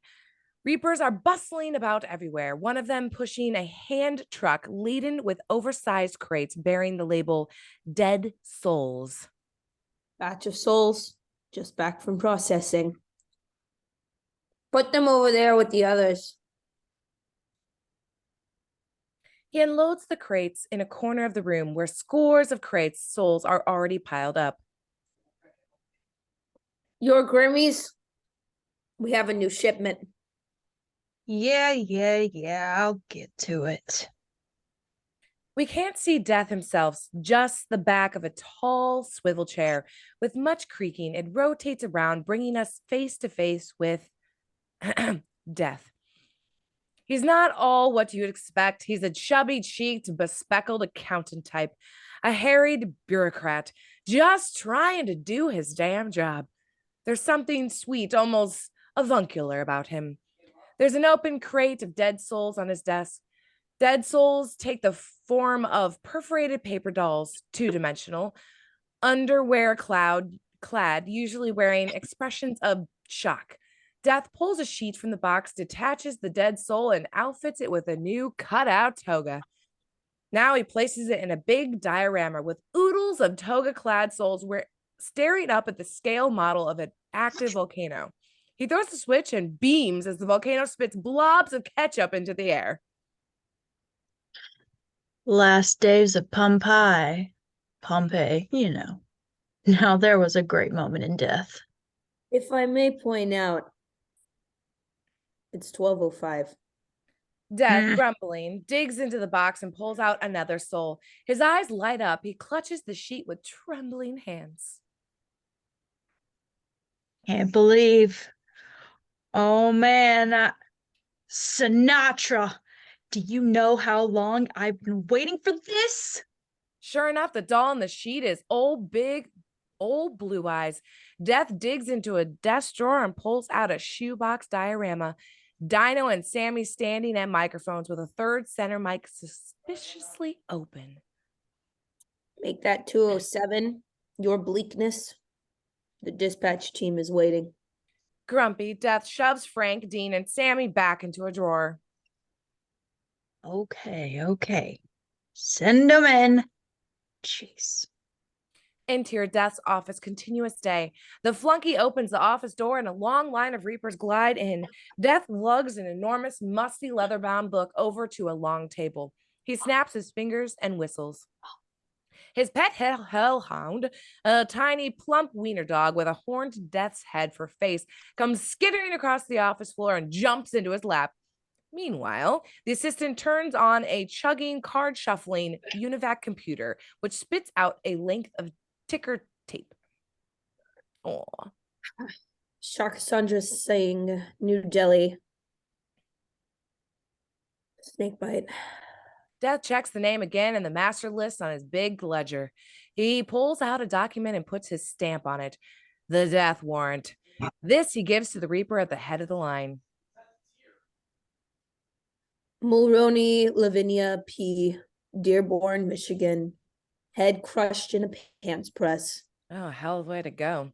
As the line moves along, he notices an odd-looking Reaper nearing the desk. His gait is wobbly. His head bobs independently of the rest of his body. There's a big luminescent stain on the front of his shroud. You! Everyone freezes as Death points a bony finger directly at the wobbly Reaper with an iridescent stain. You're the customer, okay? You're about to die. It's a big occasion, formal occasion, and you shuffle off in this mortal coil. The last thing your eyes behold is a grim Reaper covered with... What the hell is that? Two voices come out from underneath the shroud at once. Cranberry margarita. Sex on the beach. Much coughing and throat clearing from under the shroud. By now, Death's lapdog is growling at the stained Reaper, and Death can't hear what anyone is saying. He shushes the dog. What? Salty It's a friend dog? bastard. The little hellhound yips viciously. Death whacks him on the rump. Well, whatever it is, you get that shroud to the dry cleaner ASAP. Now, where were we? Clark P. Devereaux, San Francisco. Complications resulting from coma. Wait. It says here he's supposed to recover. A loud chorus of "Aww" from the disappointed Reapers. Death stamps the word reprieve on Clark's warrant. His assistant crosses the room, and the far wall is a steel reinforced vault door with a hydraulic wheel, the kind you see at banks. The assistant dials in a combination, turns the wheel, laboriously pulls the door open, and steps inside, returning a moment later with a priceless gold e-ticket. Ah! The upper half of the stained reaper begins to gyrate wildly. Close up on Stu under the shroud. Monkeybone is doing an agitated tap dance on his head. His tail whips repeatedly across Stu's face. Enter Death's office, back to scene. The Reaper in front of the boys stares at the e-ticket, crestfallen. Take this to Darktown. Sad to say he's gonna live another 40 years. Sorry, nobody said this job would be easy. The assistant hands the Reaper a yellow mailman's pouch containing the e-ticket. But before he can depart, the stained Reaper, aka Stu and Monkeybone, jump to the front of the line. Say, Death, just out of curiosity, maybe we could swap jobs with the other guy. I've been meaning to drop in on Darktown. I mean, I've been meaning to... Death is stunned by this unprecedented breach of protocol. The other Reapers in the line are abuzz. I beg your pardon? I got relatives there. Close up on Stu under shroud, an enraged Stu is yanking on Monkeybone's tail, signaling him to shut up. Monkeybone, in pain, squeals repeatedly. Finally, he reaches down and punches Stu in the nose. Enter Death's office, back to scene. The blow sends Stu staggering. Death and the other Reapers look in astonishment as the stained Reaper does a bizarre dance across the floor, top half and bottom half moving independently. Miraculously, he manages to right himself and regain his balance. Now, what were you saying? Nothing. Nothing. I'd like to have a word with you too, in private. He stands and gestures towards a side room. The boys follow. The little hellhound scampers out from behind the desk and grabs the hem of the shroud in its teeth. The boys keep walking, but the shroud stays behind. Somehow they go 3 or 4 steps before they realize they've been exposed. Death jumps a foot in the air and shrieks. Pandemonium erupts. The boys back towards the big window overlooking the train yard. The Reaper close in on them, brandishing their size. Hypnos, that little kid. He's always the one who put you up to this. With a screech, Monkeybone leaps into the air, bounds over the heads and shoulders of the advancing Reapers, and snatches the yellow e-ticket pouch from the guy's death. The guy Death gave it to. He bounds over a table into Stu's arms, and with the precious pouch in hand, Death lets out a great rattling bellow of rage. His features begin to jitter violently. His head explodes. Yowie. Nothing to lose at this point. With a crash, the boys dive through the big window overlooking the train yard. The headless Death gropes around blindly, waving his assistant. Head! Head! The assistant opens a cabinet containing a half dozen identical heads. She pulls out a spare and screws it into Death's neck. Exterior train yard that moment night. The boys land hard at the edge of the train yard. Behind them, Reapers are shepherding a line of newly arrived dead people past a sign which reads, "Processing this way." By the time they can dust themselves off, an alarm starts blaring. Reapers drop what they're doing, point at the boys. Panic time. Nearby, a flying bicycle is propped up against the sign. Side by side, they race towards the bike, each of them clutching the strap of the pouch, yanking each other back and forth in a tug of war. Stu's bigger. He pulls the pouch into his shoulder and Monkeybone with it. They grab the bike, climb aboard, and pedal off, revealing the sign it was leaning against: Cycle Repair. Exterior train yard on bicycle that moment. Stu pedals into the central turntable area. The bat wings on the rear of the bike flap feebly, but the flying bike just won't fly. Monkeybone looks over his shoulder. A small army of Reapers, armed with scythes, is pouring into the train yard behind them. Stu? Yeah, Stu. It's not working. There's a thing in it. It's a switch. Monkeybone fiddles with the ignition switch. A black cloud of exhaust belches violently from the rear of the bike, almost pitching them off their seats. The Batwings start to flap faster. Split. Blap. The engine backfires and dies. Stu fiddles with the switch, but it's a no-go. Stu, look! What? Isn't that Lulu? Lulu is still sitting in her little car at the edge of the tracks, her eyes crossed, mouth agape. Monkeybone waves brightly, then a mob of Reapers appears on either side of Lulu's car, swarming out onto the tracks. Stu starts pedaling for his life.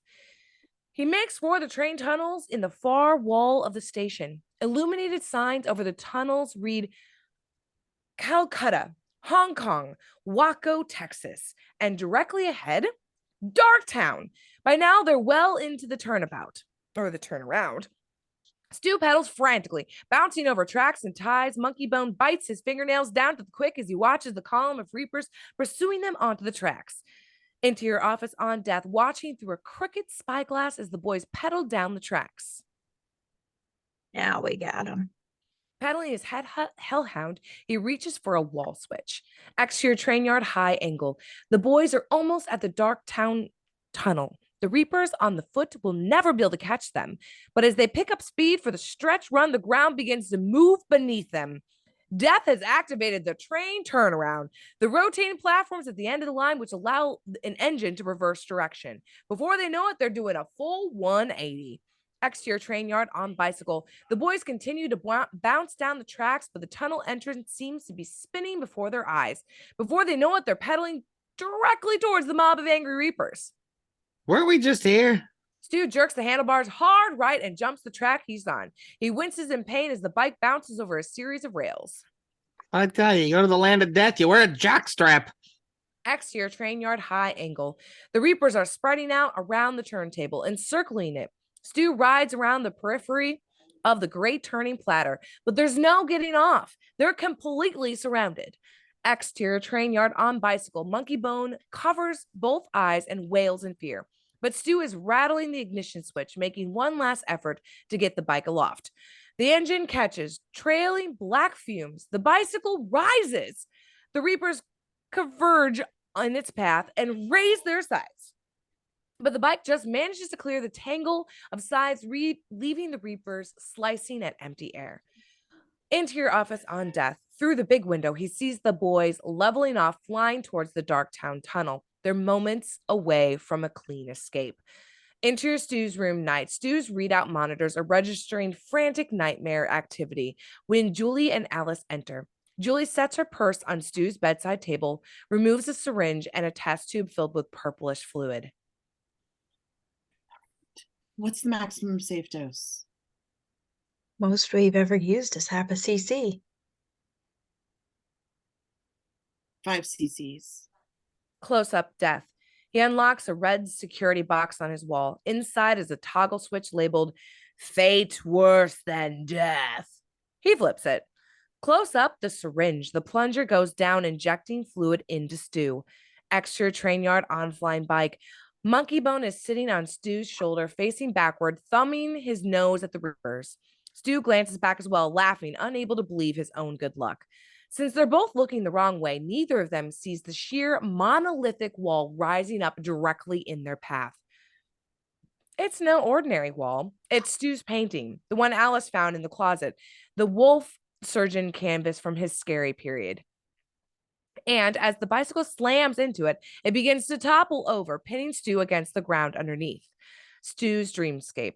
No bike, no monkey, just Stu, who finds himself on an operating table with the world of the painting coming to 3D life around him.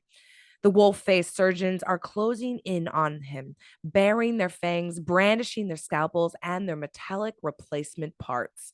Suddenly, the fabric of this weird reality tears just like a rip in a canvas. A furry paw reaches through, grabs Stu by the hand. This ain't my nightmare. Exterior train yard just outside tunnel. Monkeybone pulls Stu through the rip in the back of the giant toppled canvas. The bike's there waiting. They hop aboard and pedal off into the Darktown tunnel. A split second before the Reapers arrive to slice them to ribbons.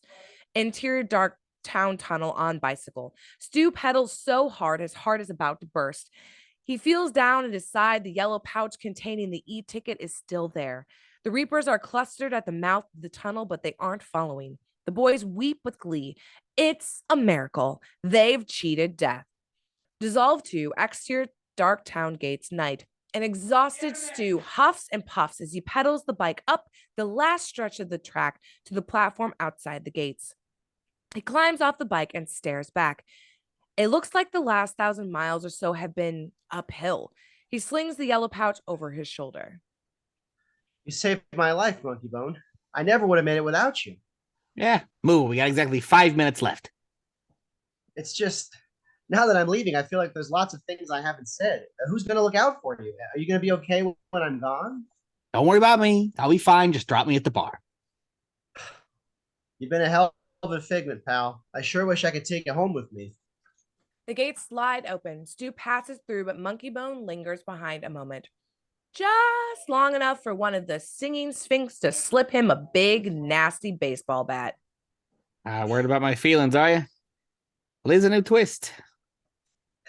Don't joke around, little buddy. I mean it. I really love you. He turns and Monkeybone Mark McGuire's him upside the head. Stu crumples in a heap. I love you too, boss. Laughing maniacally, Monkeybone steals the e-ticket and goes racing off down the midway. Stu's head is swimming. It takes him a few seconds, but he gets to his feet. By now, Monkeybone is halfway to the e-ticket ride. Worse yet, Stu's watch reads 8:59 a.m. Stop! Monkeybone, please! Exterior Dark Town Plaza night. The streets are lined with Darktowners rooting Monkeybone on as if he's the hometown favorite in a big foot race, which he is. Monkeybone reaches the e-ticket ride, drops his e-ticket into the receptacle at the gate, then the drawbridge lowers. As Stu sprints down the street, the snail man oozes into his path and trips him. Before he can get up, cackling down, Darktowners converge on him, forcing him back to the ground and holding him there. No! Don't you understand? He's got my e-ticket. He's got my... Sorry, Stu. It's all part of the deal. We got big plans for the body of yours. Exterior e-ticket ride on Monkeybone. The familiar miasma of colors is beginning to swirl in the night sky overhead. Monkeybone straps on a needle-tipped helmet, which makes him look like a simian dart. Then he climbs into the seat of the Test Your Strength machine and braces himself for the big ride ahead. Exterior Dark Town Plaza that moment night. Onlookers applaud as the robot lifts his mallet and lets fly. Ding! The tiny figure of Monkeybone soars towards the swirling colors. His dart helmet strikes the black hole dead center. Stu watches helplessly as Monkeybone penetrates the veil of the sky and vanishes. He's still screaming when the cackling Darktowners drag him out of the plaza by the heels. No! Julie, no! Aerial shot on Monkeybone. Rocketing upward through the clouds in his dart helmet, a look of sheer exhilaration on his simian face. Somewhere, a clock begins to chime the hour. Interior Stu's private room, 8:59 a.m. day. Most of our cast is either in Stu's room or in the hallway outside. Plus, we've got a man of the cloth, 2 legal types with briefcases, and several of the nurses from the facility. Alice squeezes Julie's hand, and Julie squeezes Stu's. The minute hand on the clock hits 12. Kimmy, sobbing into a handkerchief, gives Dr. Edelstein the nod as he reaches for the power switch. Julie drops the hand with the gas. The doctor jumps half a foot. All at once, Stu is sitting bolt upright in bed, shaking his head and feeling around gingerly underneath the bedclothes as if something very sharp has just poked him in the ass. Ooh, that smarts. Kimmy sighs and faints dead away. Stu blinks and looks about the room disoriented. It could be because he's just come out of a coma after 7 months. Or it could be because he's a monkey unaccustomed to hanging out in a human body. Stu? Julie? Hey, you're a looker. A burst of laughter from the others in the room, weeping tears of joy. Julie flings herself across the bed and hugs him tight. While Julie is hugging him, Stu is checking out his new fingers and toes, rubbing his sparse patch of chest fur. Doctors and nurses look at him in amazement from the doorway. It's a miracle. A miracle, I say.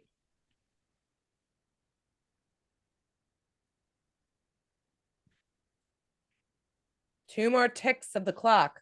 Not sure if that was my doctor roll, but Stu is almost oblivious to Julie. He lifts up the sheet, sneaks a quick peek at his crotch, and grins delighted. Julie gives him another kiss, whispers in his ear. Thank you. Thank you for coming back to me. What she doesn't know is that although he's still looking like Stu, his body is now occupied by Monkeybone. Since he's now a hybrid character, man on the outside, monkey within, let's call him... Boy, I don't know about you guys, but I'm starving. Wipe 2, interior dungeon night. A damp stone-walled vault with a barge door. Stu is sprawled on the floor, out cold, when a voice awakens him. Heads up, feeding time. Stu comes around just in time to see a panel sliding open in the ceiling far overhead. A torrent of junk, stale popcorn, half-eaten candy bars, molten ice cream pops, and sticky soda rains down on his face. A horde of dark figures emerge from a shadowy catacombs around him. All at once, hands are grabbing at him from all directions. Stu lets out a scream, backs up against a wall. Who are you? What do you want? A Mongol warrior with a droopy mustache looks up at him. Dinner. After a moment, Stu realizes that the dark figures have almost no interest in him. Instead, they've been grabbing at the half-eaten snacks that cascaded down onto his head. A long-haired Slav, Rasputin, dives on a Hershey bar with only one bite out of it. But an oddly familiar fat man gets there first. Stu gapes at him. Alfred Hitchcock? A fat bastard, damn quick on his feet. That's how he keeps his girlish figure. We gotta move fast in this crowd or you'll starve. Here you go, pal. Have some popcorn. He offers Stu a box of popcorn soaked in Dr. Pepper. What is this stuff? They feed us the slops on the Morpheum Theater. You up for jubes, settle for goobers? I'm Steve King. Stephen King? What are you doing in here? Various others emerge from the shadows to shake Stu's hand. I'm Jack the Ripper. Typhoid Mary.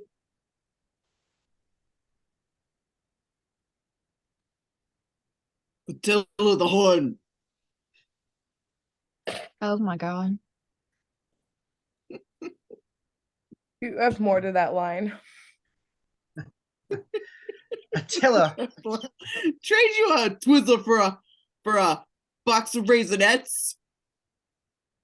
Atilla, what in the hell is this place?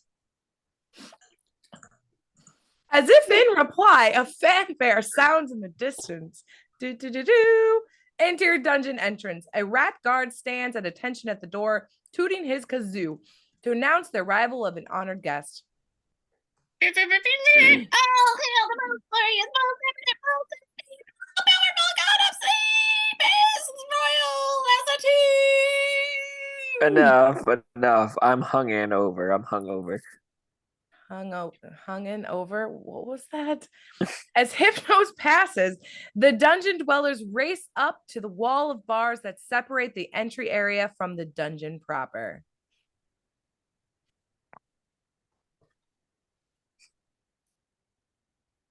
Yeah.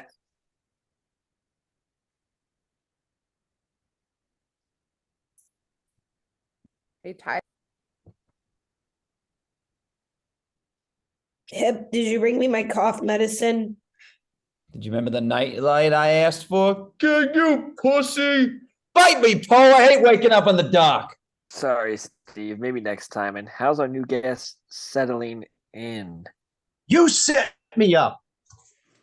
Stu lunges at Hypnos, who backs up just out of reach. Easy, pal. I was coming to congratulate you. It ain't easy snatching one of those tickets. Steve here was the last guy to pull it off. And that must have been, 25 years ago? Why'd you do it? What'd I ever do to you? It's simple, Stu. We need nightmares. A lot of them. So whenever we can swing it, we send a guy to stimulate the flow. A nightmare maker. Like Steve here. Poe, Rasputin, we've been doing this all the way back to Atilla and Genghis Khan. But why me? Why did you pick on me? The monkey, of course. It was his idea. Monkeybone. Nobody wants to be a sidekick, Stu. So one day he comes to us. He's got a proposition. We help him get your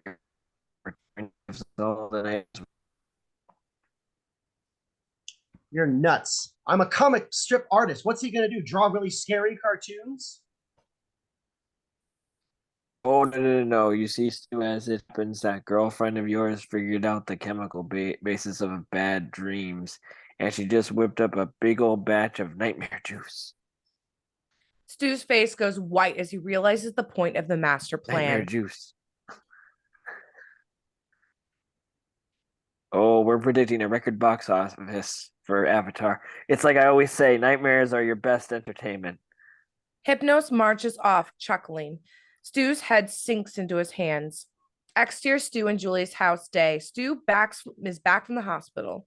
Julie is removing his bag from the trunk of Kimmy's car while Stu and Kimmy chat in the front seat. I just couldn't stand the thought of you suffering. I love you so I would never have. Forgive me, Stu. Please forgive me. Yeah, give me chill. We still got a pact. If anything ever happens to you, I'll be right there to return the favor. So drive carefully from now on.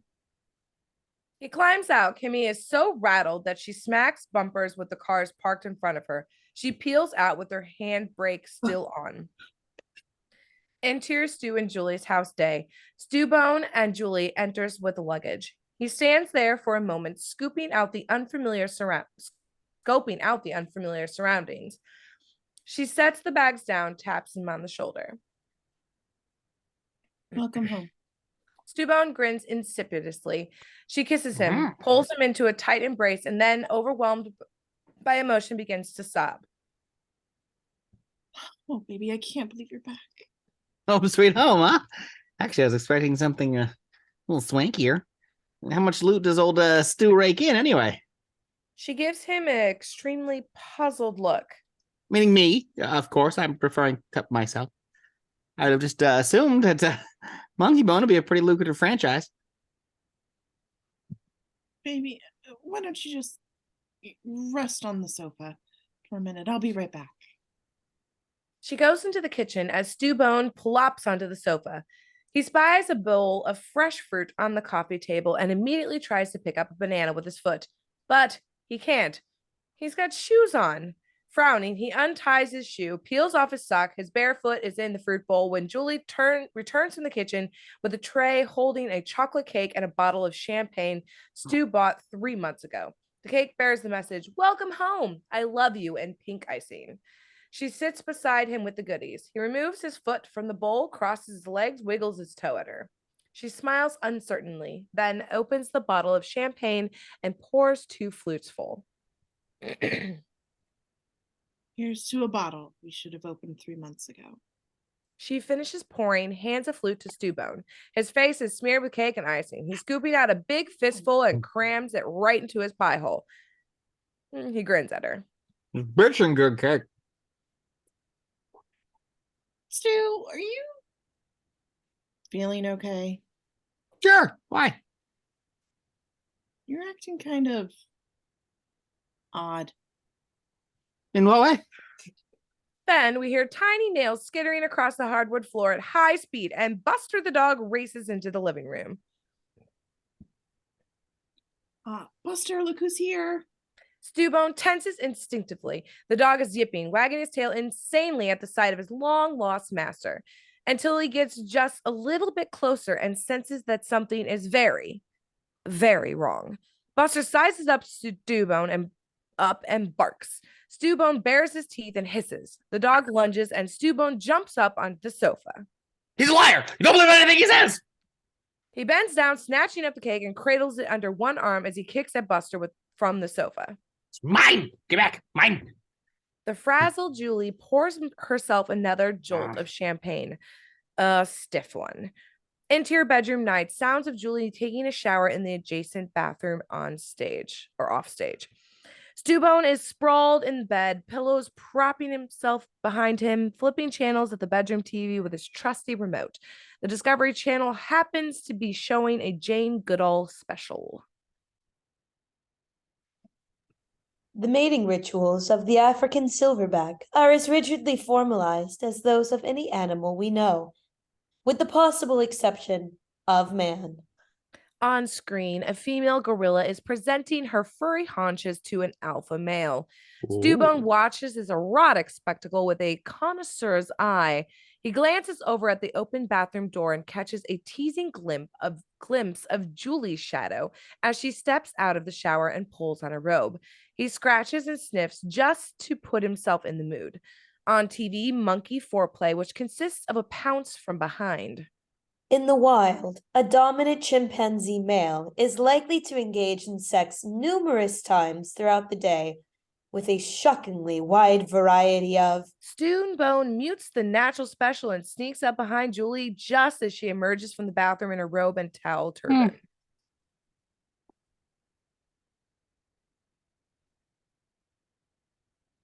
Mute.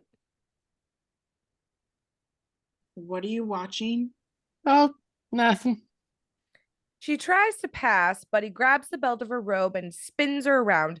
He delicately unwraps the turban, then opens her robe and pulls it closed around the two of them. They kiss. You sure this is medically advisable? Got a doctor on duty. Well, as long as it's okay with Monkeybone. Stu-Bone almost lets out a gasp of shock. What does she mean? Which it seems to be. Stu-Bone does a take. The good news is she doesn't suspect. The bad news is he's apparently named after his creator's penis. Interior hallway a moment later. All at once, the air is full of Barry White's lush baritone on the bedroom CD player.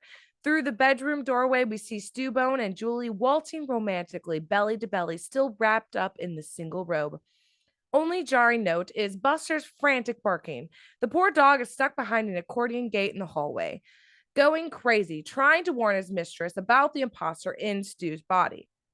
The dog is almost drowning out Barry White. So Stu-Bone stops kissing Julie long enough to reach over with one foot and kick the door shut. Interior bedroom a moment later.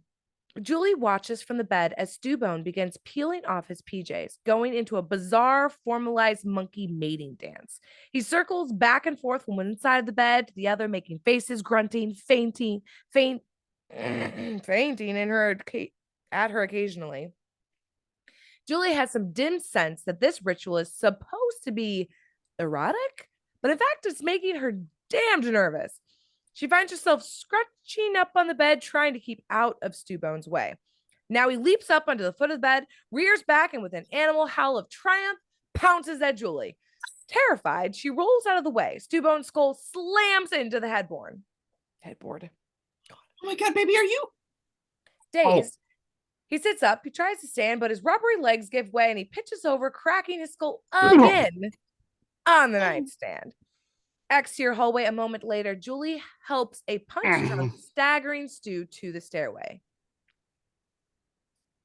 How was it? I don't recall. Oh, it was great, baby. Let's just get you to the ER. As they pass, Buster lets out a little growl of satisfaction from behind the gate. Holding on the dog's satisfaction expression as Stu-Bone loses his balances and topples down the stairs, off stage. To solve two, interior dungeon night. Rasputin, Atilla, Jack the Ripper, and Stephen King are engrossed in their weekly Parcheesi game. Stu is clinging to the bars, bemoaning his fate. I'm not like the rest of you. I'm just a regular guy. I'm not a nightmare maker. Neither are we. We got our bodies hijacked, just like you. The guys who replaced us are the nightmare makers. Like me, I was mess sergeant in Mugglehood. I never wanted to be Scourge of Asia. I just wanted a recipe for yak. I was Jack the Haberdasher. But how? Did you all have sidekicks, figments, monkeys? Hey, I got screwed over by my own dog. Go through hell to get that e-ticket, and who winds up in my body? That darn Cujo. Typhoid Mary runs past giggling, pursued by a huffing Hitchcock. He sure got his thing for those icy blondes. Kazoo's sound, the rat guard appears to announce. You've got a visitor. Kitty? At the sight of Stu behind bars, she breaks down crying. "Ugh, I'm so sorry, Stu. I wanted to tell you what it was going on. I really, really liked you." Kitty, my situation is really not important. The thing is, my girlfriend is now living with and possibly engaged to a demented monkey. You're such a beautiful man. Look at you, stuck in this place and only thinking of her. Listen to me. Is there any way I can warn her what Monkeybone is up to? Time's up. Break it up, you two. The rat guard pushes Stu back with a prod. Kitty reaches out. "No, give me a moment. Just look at him. Oh, Stu, my sweet, sweet Stu." She gazes at him. Feeding time. What? You stepped on my line. Sorry. As she gazes at him, love struck, the overheard panel opens with a deluge of crud from the morphium lands directly on Stu. Now it's feeding time. Now it's feeding time. Kitty bawls, inconsolable, as the rat guard leads her away. Dissolved to interior kitchen day. Stu-Bone in pajamas and head bandage reading the morning funnies. He pounds the table, practically weeping with hilarity at the Monkeybone comic strip. It's priceless. It's priceless. This stuff just kills me. I'm heading into work, baby. Are you sure you'll be okay? Oh, yeah. Just one thing I don't get. Monkeybone creator awakens from coma. It's a big story. It's front page news. But I can't find a word of coverage in this stinking rag. Hey, don't I have like a TV show or? You only made one episode. They've shown it about 19 times. I need a new PR guy.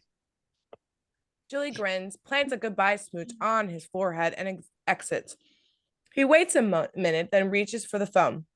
Wipe 2, interior living room, evening. The house is crawling with press. There must be 36 reporters and photographers and TV crews hanging on Stu-Bone's every pronouncement. Yeah, being in a coma taught Stu Miley a thing or two about life. Buckle your seatbelts for one. But seriously, Stu Miley's a different man today. I'm much homier. The front door opens. A stunned Julie pushes her way inside. And speaking of which, here's the light of my life, the pert and saucy Miss Julie McElroy. I had to park 2 blocks away. Is something... He pulls her to his side for a photo op. Flash bulbs go off. Took the liberty of calling a little press conference. We're on TV, so don't say shit. Shit! I said shit. Shit! I said it again.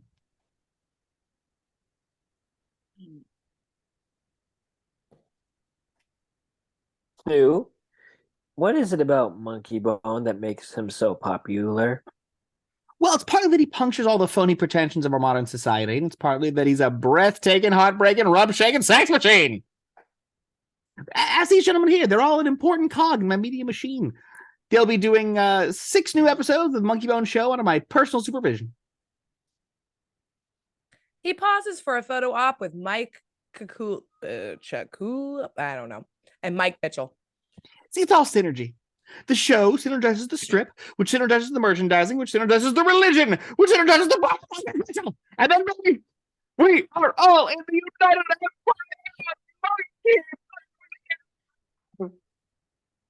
I think that was Monkeybonia. Interior kitchen. That moment, late afternoon. Julie squeezes through the crowd, finds Herb working the phone. I tell you, he's ready to merchandise. We've got to move quickly. Get the toy guys, the burger guys, the lunchbox guys. Herb, what in God's name? Herb holds up a finger. He's too busy talking. Stu-Bone enters with a video crew in tow. Julie somehow manages to sideline him. What is this about merchandising? You always hated merchandising. Well, maybe I do, but look at it from another angle. There's a potload of money here.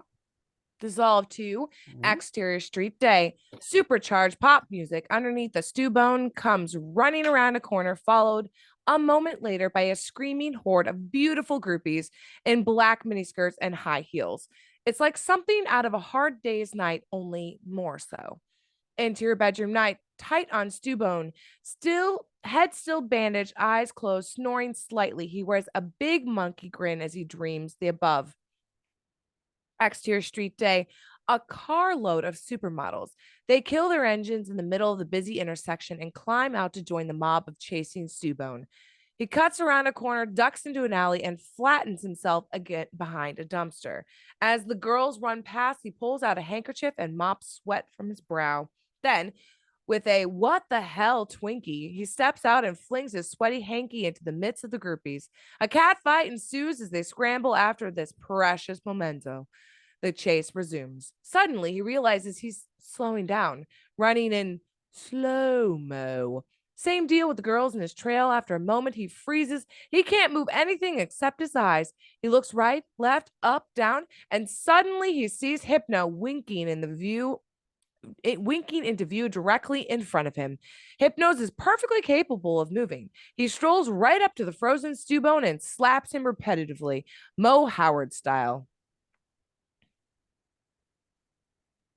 You two-bit singing stooge, what the hell is this? We didn't send you here to snake your booty and chase broads. We sent you to make nightmares.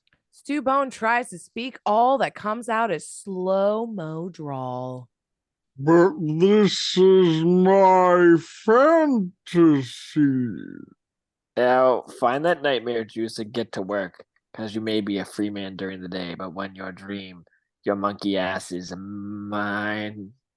He winds up, throws a roundhouse punch at Stu-Bone's face. Interior bedroom night. Stu-Bone sits up suddenly in bed. For a moment, he's relieved. It was all a dream. Then he realizes his face is swelling like a prize fighter's. His front tooth is loose. Blood is streaming from his nose. Interior downstairs hallway night. He's awake, fully dressed, and fishing around in the pocket of Julie's topcoat. He finds her key ring and tiptoes furtively to the front door. Friggin' Hypnos. I'll show him. Interior sleep lab night. He unlocks the door and enters the darkened lab, finds the dispensary area, and kneels beside a locked refrigerator. Then he shuffles through the keys on the key ring and finds one labeled fridge.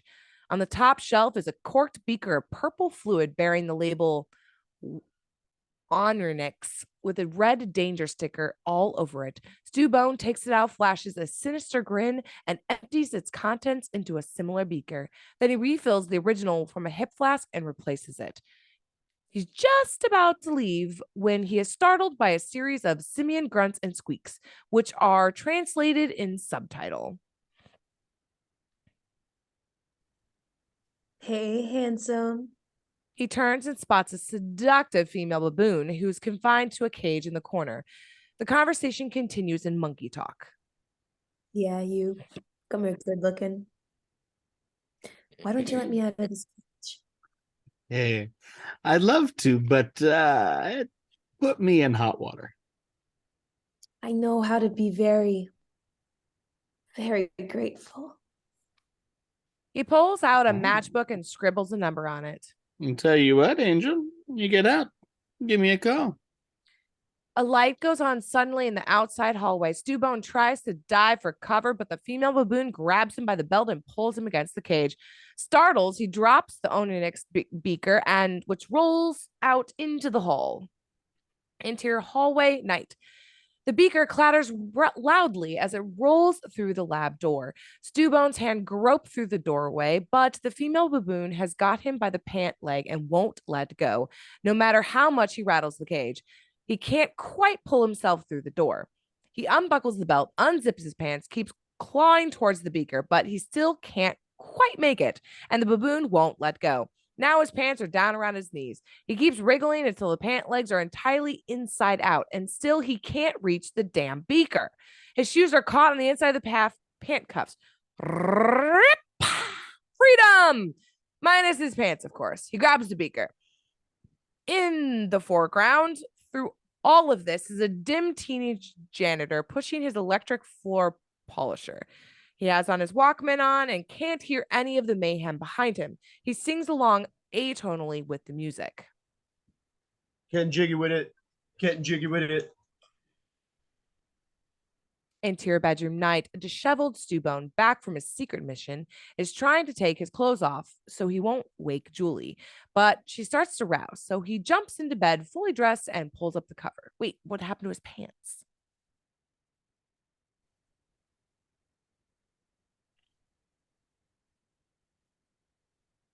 Julie.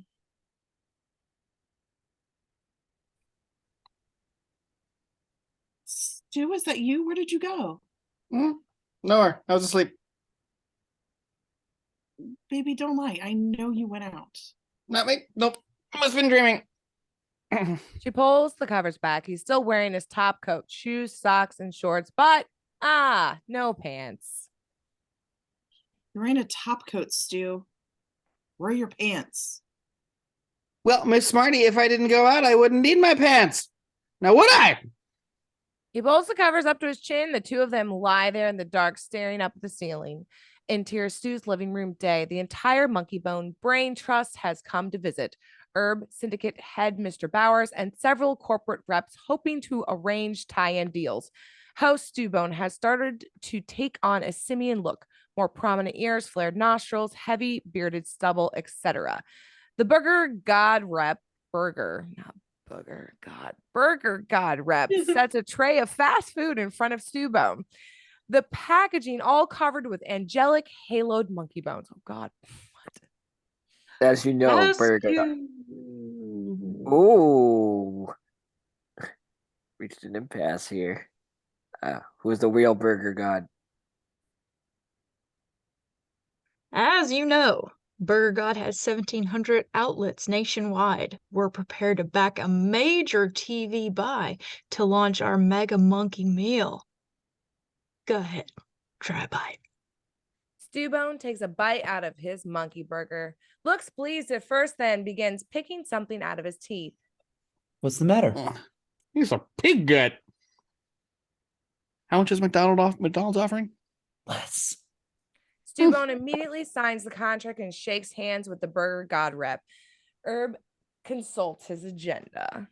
Here's something. The city zoo is kicking off a fundraising campaign. They wonder if you'd be willing to appear to benefit. How much? Well, nothing. It's a benefit. But we could probably get People Entertainment Tonight to cover it. I get it. We give the public the impression that we're doing something charitable. It's brilliant. Last year, remember Bill here from the Bazoom Toy Company? He's got a little something I think you'll like. The toy rep sets a lockbox on the table. A stencil on the box reads "Top Secret." He pulls out a key and opens it to reveal a tuxedoed collector's edition Monkeybone doll lying on a bed of crushed purple velvet. He carefully removes the treasure from its chest. Its right hand is hinged. The doll's thumb is up its rear. Oh, God. It's a prototype, codenamed Little Jack Horner. Go on. Oh, my God. Pull out his thumb. Stu-Bone stares at the doll, cautiously yanks its thumb out. We go to slow-mo as the rising arm causes a noxious aerosol spray to shoot out of Monkeybone's ass.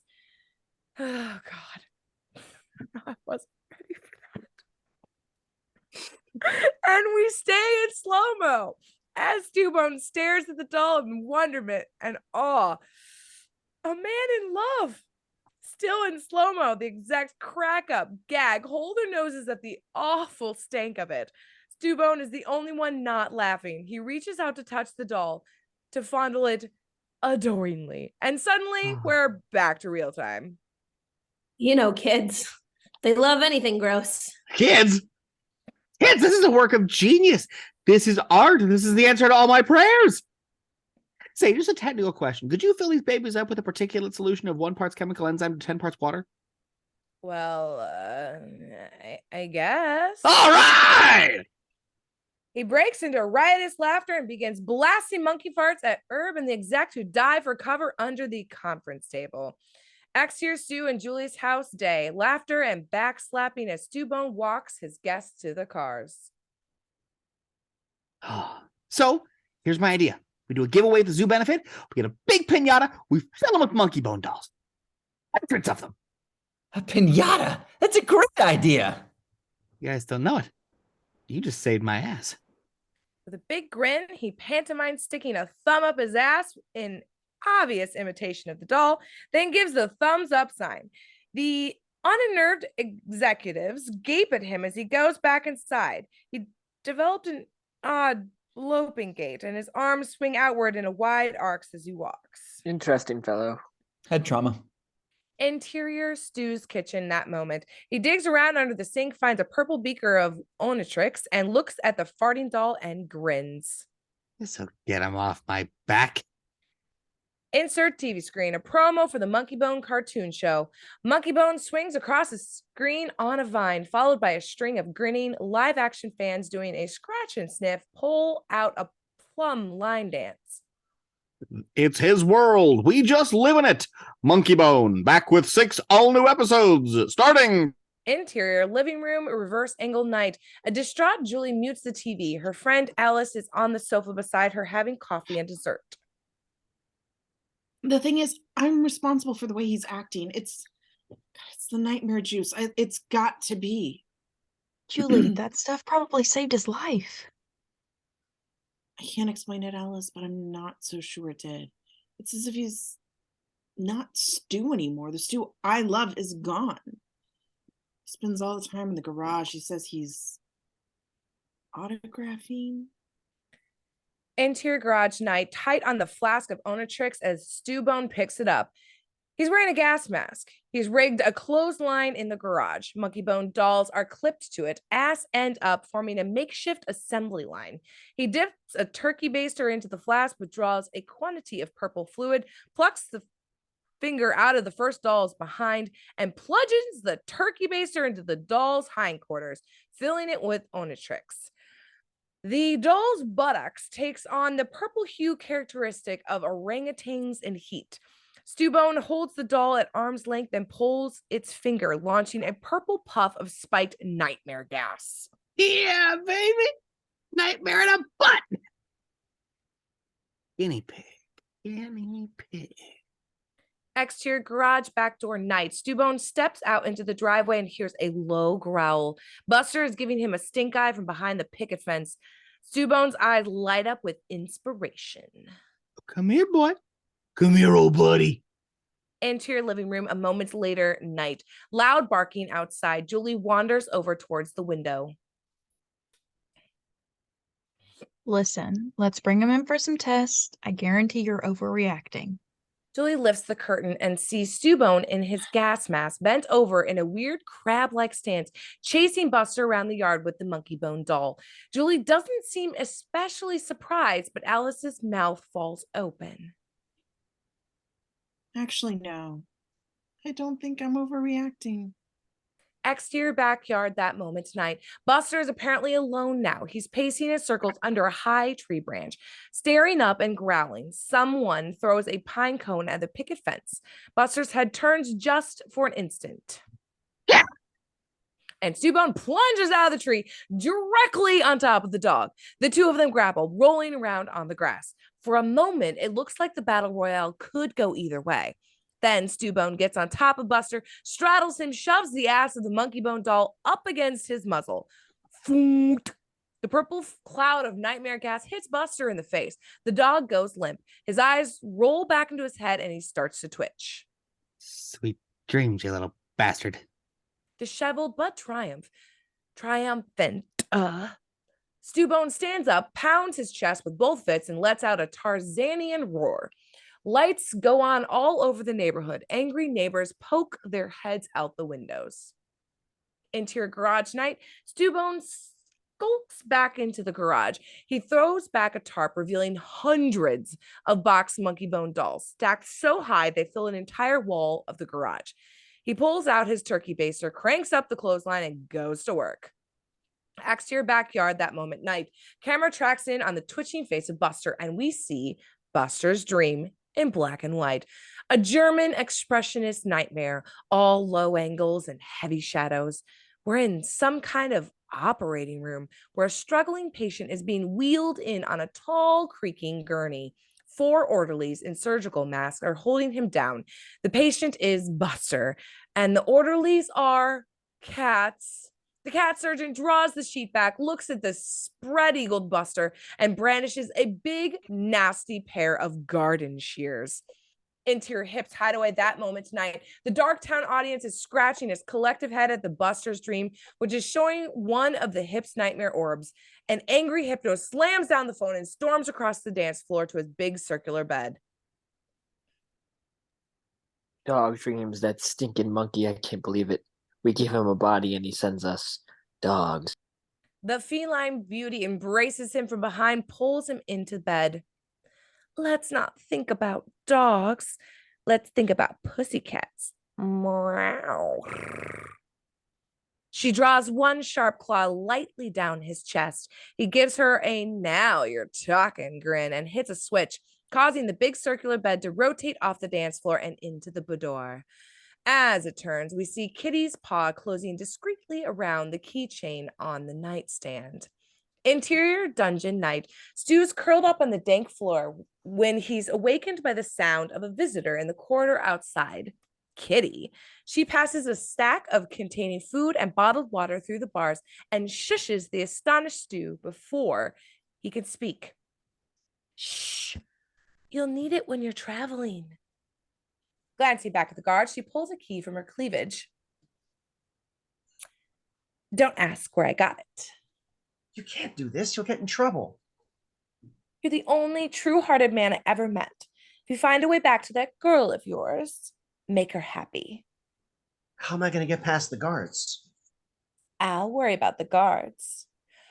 Okay, Stu. See you in a day or two. She turns down the corridor. Stu stands there for a beat, gaping at the key in his hand. Then he hears the sound of carnage outside. A ferocious, bloody battle seems to be underway. Realizing that Kitty must be in trouble, he uses the key to unlock the dungeon door. Interior dungeon that moment, night, he finds Kitty hunched in the corner on all fours, surrounded by blood and tufts of fur and an abandoned guard's hat. Just go! Thanks, Kitty. I'll never forget you for the... She looks up at him, feeling eyes aglow. There's a 3-foot-long rodent's tail dangling out of her mouth. I'll really never forget you. He races off as Kitty resumes her feast. The sound of fighting has roused the other dungeon dwellers, and when they realize the dungeon door is open, they come rushing out in a mass. Then the panel opens. They hear food raining down behind them. Hitchcock is the first to turn back, then Stephen King, then Atilla. A moment later, they're back to their old habits, climbing over one another to get at half-empty boxes of Raisinets. Wipe 2, the interior sleep-lad day, the usual gang sitting around at their computer terminals, etc. Julie is coolly reading notebook entries into a tape recorder.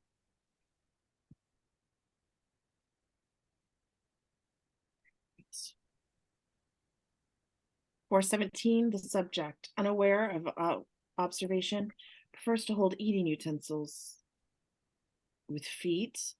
Successfully carves turkey roll holding eating utensils with feet. They had a case like this at Johns Hopkins. Wires got crossed between hands and feet. Great lead. I'll try and find it on the net. For 18, subject climbs backyard tree to perform elimination. When confronted with the product, blames it on family dog. Dead silence from the mortified group. They never had a case like that at Johns Hopkins. Julie somehow keeps a stiff upper lip, deeply embarrassed for Stu, but a scientist nonetheless. Seems perfectly obvious he's been possessed by a monkey. Oh, you're so right. The others all glower at Hutch for his egregious display of bad taste. Exterior garage, afternoon. Stu-Bone and Herb are standing outside the garage in formal attire as the crew of zoo workers load Monkeybone dolls into a pickup. You really gonna pop the question? Got the ring, I got the airline ticket. As soon as they break that pinata, we'll grab a cab and it's off to the land of palm trees and coconuts. I can't believe you used to hate being the center of attention. Now you're proposing in a benefit? Yeah, I was thinking, I mean, I'm a celebrity now. Do I really want to get married? But on the other hand, if you're married, they can't testify against you. Testify against who? Herb wonders if this is a joke, decides it is, and forces a chuckle. Interior bedroom day. Julie is getting dressed for the benefit when the phone rings. Hello? Oh, Hutch. What? Intercut, Julie and Hutch. Hutch is at the sleep lab standing over the open refrigerator. The nightmare juice, it's gone. Somebody switched it for a bigger grape of Kool-Aid. Kool-Aid, but who would want to? Her eyes move to the window, to Stu-Bone out by the garage. Okay, call the police. I'll be right over. Interior sleep lab late afternoon. Two detectives examining the scene of the crime. The technical name is Wanarix. It's an enzyme. It's present in the brains of... Yeah. Nightmare juice. And there's been no sign of a break-in? Holy shit, the pants. The janitor found a pair of torn up pants. It was the same night the monkey tipped her cage over. Remember that, Julie? Yeah, I remember it vividly. Exterior zoo day. Liverfred waiter, don't even know. Waiters scurry all about in preparation for the benefit. Zoo workers set up tables and chairs underneath a giant canopy. Stu-Bone watches with satisfaction as the last of the dolls is loaded into a giant piñata in the shape of Stanley. Wipe 2, interior death's office night. The big creaky swivel chair swings around, revealing death. Now, if I may ask, what kind of idiot sneaks into the land of death twice? The party he's addressing is Stu, who's stretched out horizontally, strapped to a medieval torture rack with a whole posse of Grim Reapers standing guard around him. You're mad at me. Great. You have every right to be. But we're both mad at Darktown. We're both mad at Hypnos. Oh, sure. Now you're gonna tell me it was all his idea. You were completely innocent. I'm not going to tell you that. I wanted that e-ticket. I wanted it so bad I'd stare you right in the face to get it, and I'd do the same again. Why? I have a girl up there, and I should have. I just want to tell her I love her. I'm a simple man. Just doing my job. I enjoy my job. Why does everyone make it so difficult for me? Stealing tickets, switching bodies. It's so irresponsible. Death, I'm trying to make things right. Take my soul, turn me into a paper doll, but give me just one lousy hour. Well, you need a body. Death gestures for the Reapers to unshackle Stu. If it wasn't for that comic strip of yours, I wouldn't be doing this, but good chuckle is darn hard to come by. That one where Monkeybone stole the soap cake out of the urinal, I thought I'd die. Coming from you, that's quite a compliment. De nada. Now, come here. Bend over before I change my mind. Bend over? Death rears back and kicks him full force, smack on the ass. The supernatural might of the blow sends Stu rocketing upward through the ceiling. Interior hospital operating room day, a team of surgeons. The lead surgeon has his arm buried up to the elbow in the open torso of an organ donor. Oh, God. Okay, detaching the left kidney. Screams all around as the organ donor sits bolt upright. The startled surgeon drops the kidney back into place. What? Who the hell am I? You're an organ donor. Am I dead? The chute didn't open. We kind of assumed. I need this body just for a few minutes. I'll bring it back, okay? The organ donor grabs a lab coat from the nearby rack and races out. And since Stu is temporarily occupying the donor's body, we will henceforth refer to him as OD Stu. Interior hospital corridor. A moment later, isn't he running around with his entire chest cavity open? I'm very confused. Interior hospital corridor. A moment later, OD Stu comes racing around the corridor. His lab coat is already covered with gore, and he's having trouble holding his guts in. Oh, there we go. His pancreas spills out onto the floor just as two doctors stroll past.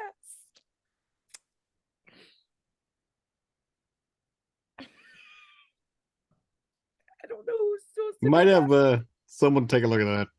Oh, yeah, thanks. Sorry, I need to compose myself a minute. The doctors move on. OD2 spots a janitor's cart with a roll of duct tape on one shelf. He wraps it tightly around his midsection to keep his innards from falling out. Then he runs for it. Now the team of surgeons round the corner in hot pursuit. The lead surgeon spots OD Stu at the end of the corridor and takes off after him, but he slips on the pancreas and goes sprawling. The pancreas goes flying down the hall, where it gets squished in rapid succession by a gurney and by a little old lady's motorized wheelchair. Do this when the surgeon retrieves it. It's a hunk of pulp. I think it can be saved. Put it on ice. God.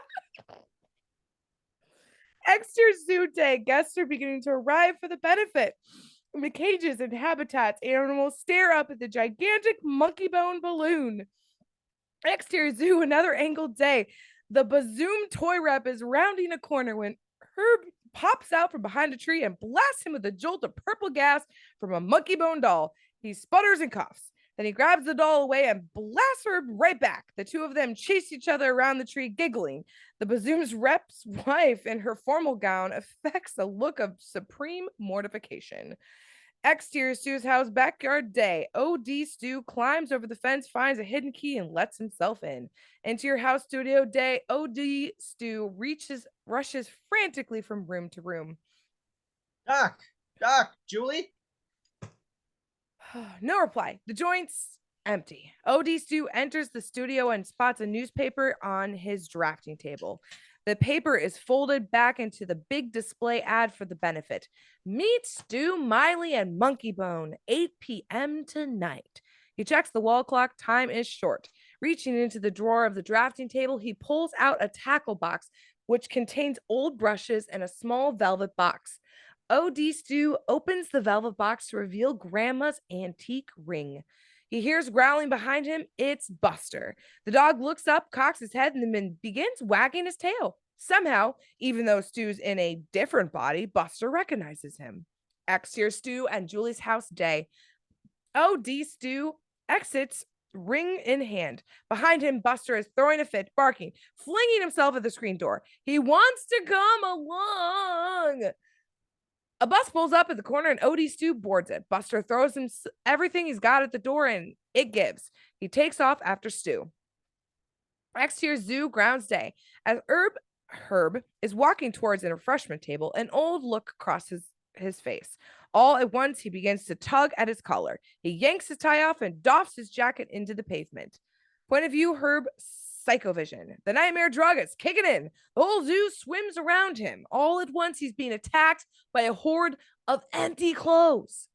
Exterior zoo grounds day. Julie has arrived at the zoo. She's wandering zombie-like through the front court, flanked by her friends Alice and Clarissa.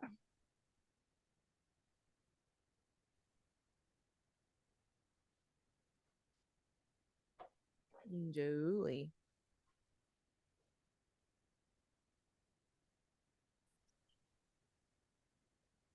Whatever he's done, I'm responsible for it. That's not true, Julie. It's not true. This is not about your guilt, Julie. There could be innocent people in danger. He's not the same guy. He's not your Stu.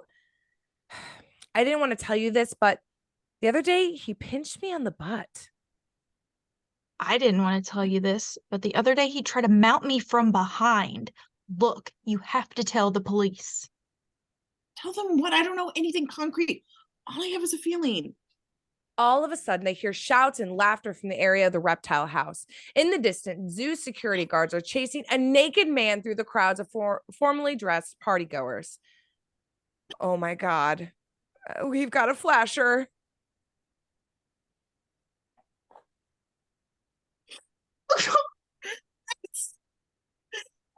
That's Herb. The guards catch hold of Herb and drag him away past Julie, Alice, and Clarissa. He doesn't recognize any of them. He's psychotic. It's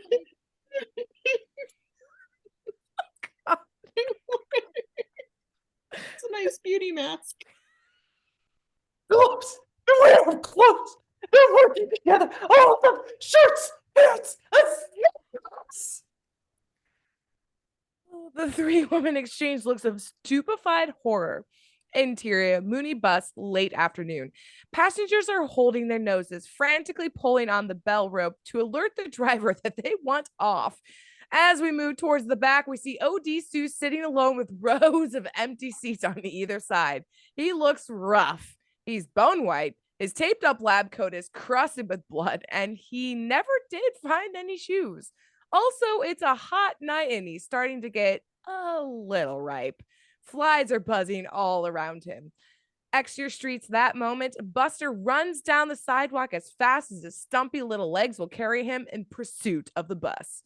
Interior car moving late afternoon. The team of surgeons has been tracking OD Stu across the city. Through the windshield, they see the bus pulling up outside the zoo. OD Stu hops out and sprints across the parking lot.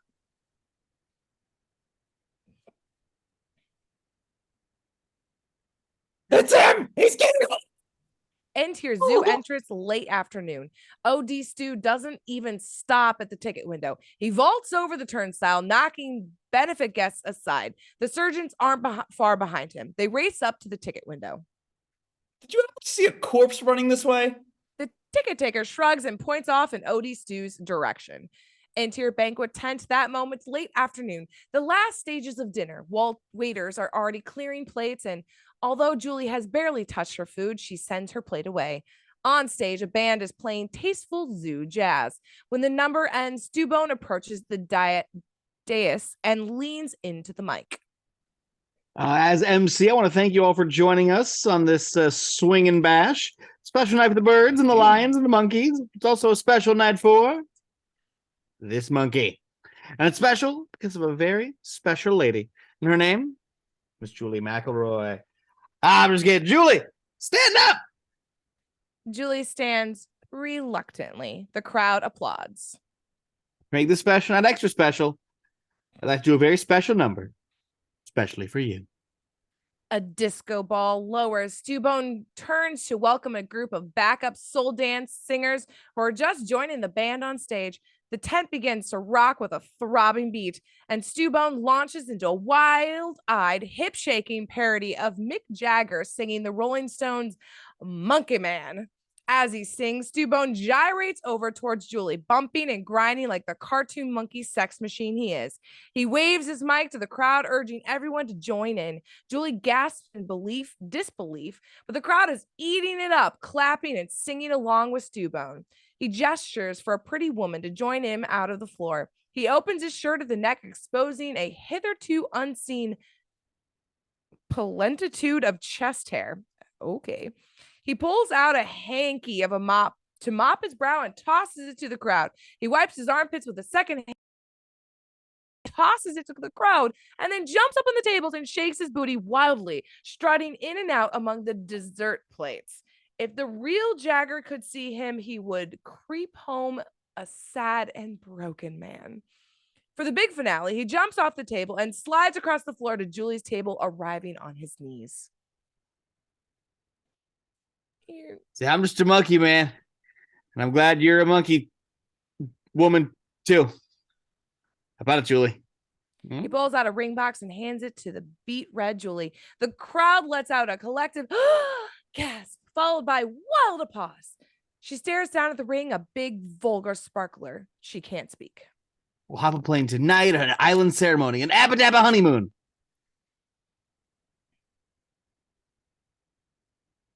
I'm muted. It looks so new. It's because it is new. Why wouldn't it be new? The heirloom ring, your grandmother's ring. Heirloom? Well, you want a used ring? No reply. She's taking a long time to say yes. The audience is muttering. Julie, operators are standing by. Offer expires at midnight, December 31st. Huh? Suddenly, a gore-stained figure bursts into a tent. Doc, don't do it. He isn't Stu. He's Monkeybone. Julie's jaw drops. She barely gets a glimpse of OD Stu before the zoo guards arrive to haul him away. Well, the nuts are out tonight.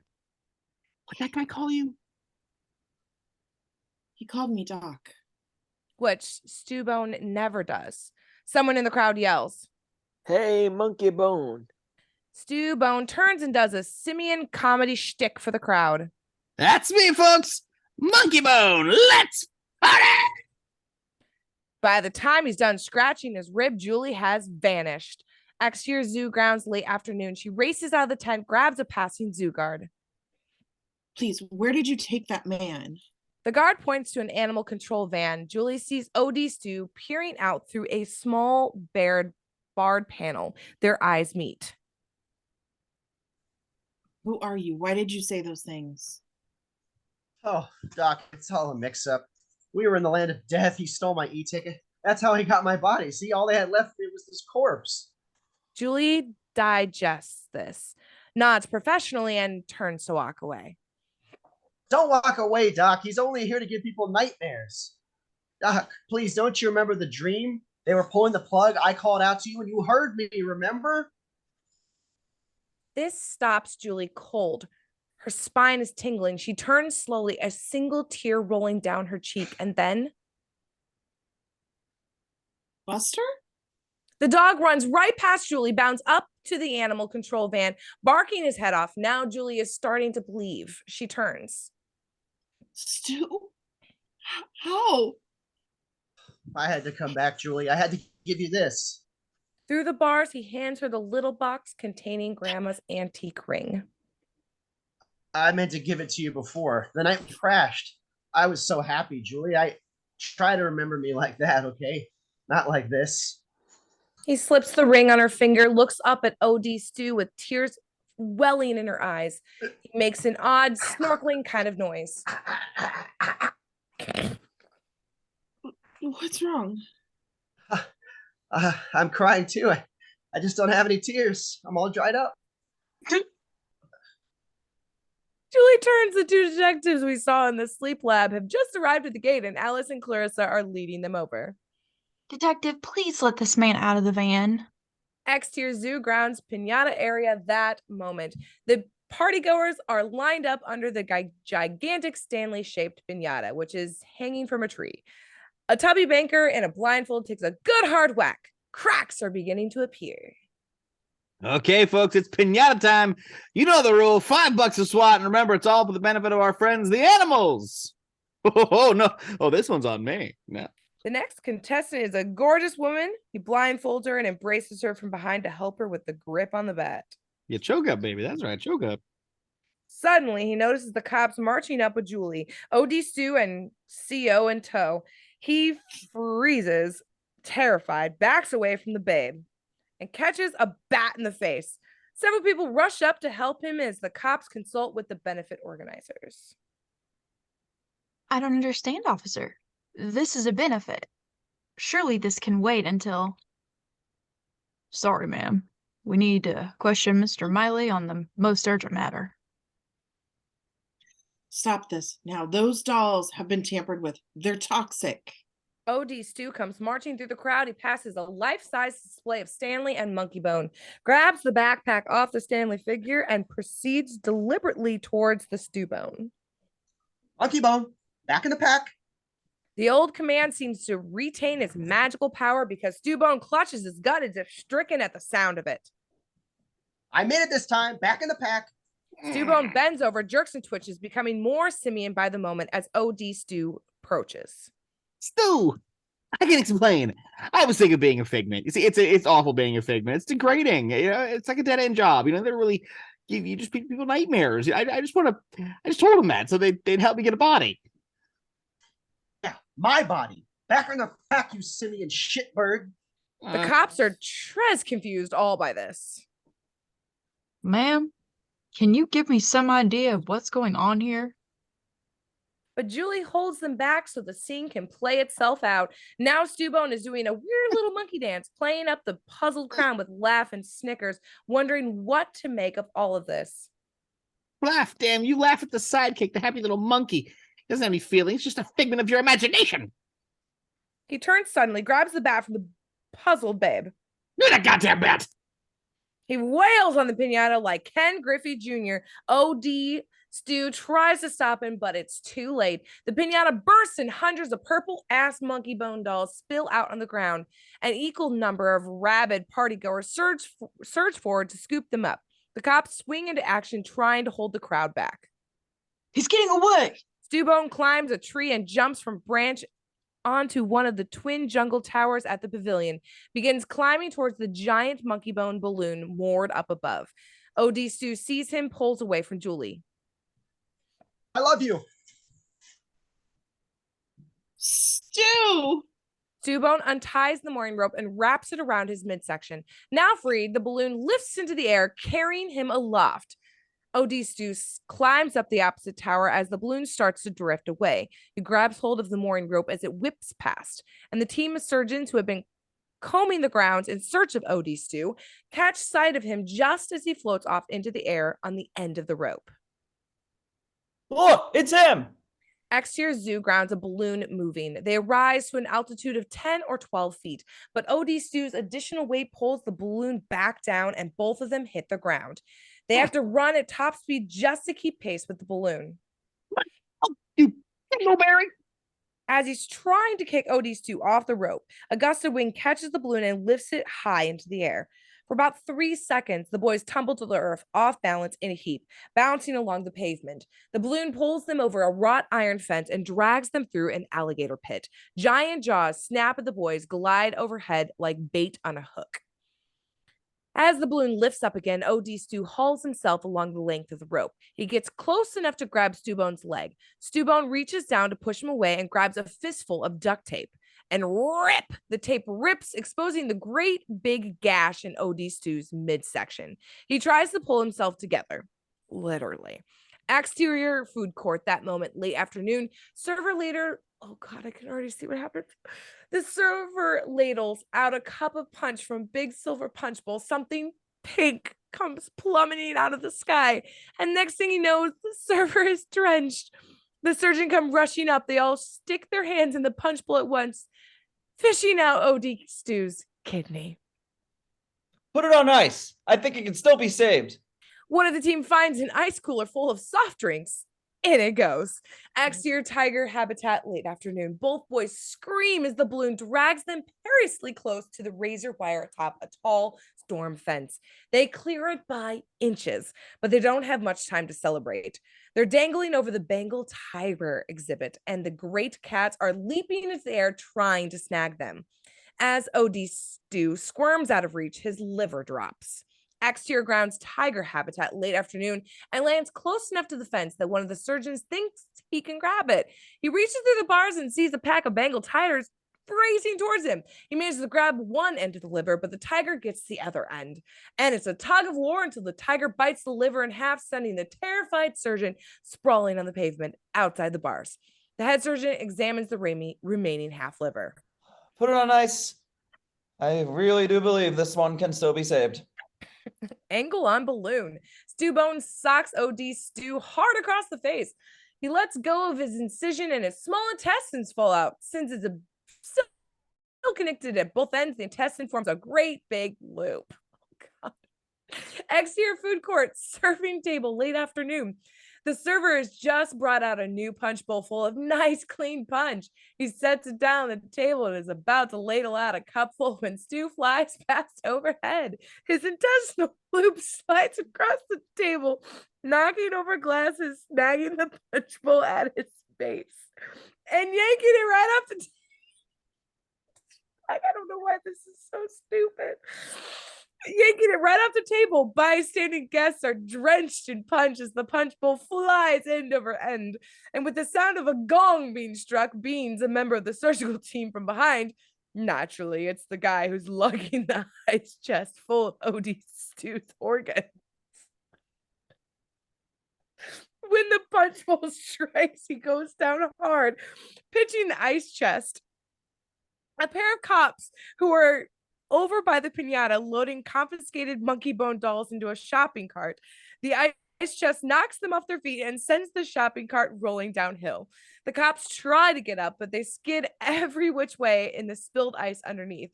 On top of which, the surgical team is all over them, playing grab ass with the cops as they try to retrieve the precious organs.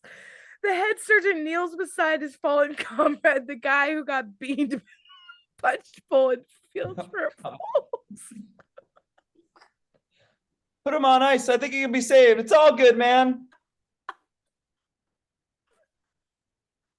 my God, I'm so sorry, guys. I can't keep it together. Exterior zoo grounds late afternoon. Cops sprint downhill trying to intercept the runaway shopping cart full of confiscated dolls. Too late. The cart slams into a fence and goes ass over tea kettle, dumping its contents into the penguin habitat. Interior hips hide away that moment. Hypnos and the audience of Darktowners peer into the nightmare orb. They see a Keystone Cop's vision of a fur-clad Eskimos with clubs and spear guns amid a colony of terrified penguins. Not again, that stinking monkey. Aerial shot Stu's point of view moving. Stu gets an idea as he looks down at his dangling intestine. He begins feeding it out, giving himself more rope to work with. And when it's long enough, begins swinging it like a lasso. Exterior water buffalo habitat. Late afternoon, water buffalo graze Buddha-like as Stu's intestine snags one of them around the horns. The lasso draws taut and holds. Angle on balloon, OD Stu and Stu-Bone. The balloon is moored in place again. OD Stu pulls himself upward towards Stu-Bone, who kicks at him frantically. Exterior zoo grounds late afternoon. A cop pulls his sidearm and takes aim at the now stabilized balloon. I think I can bring him down.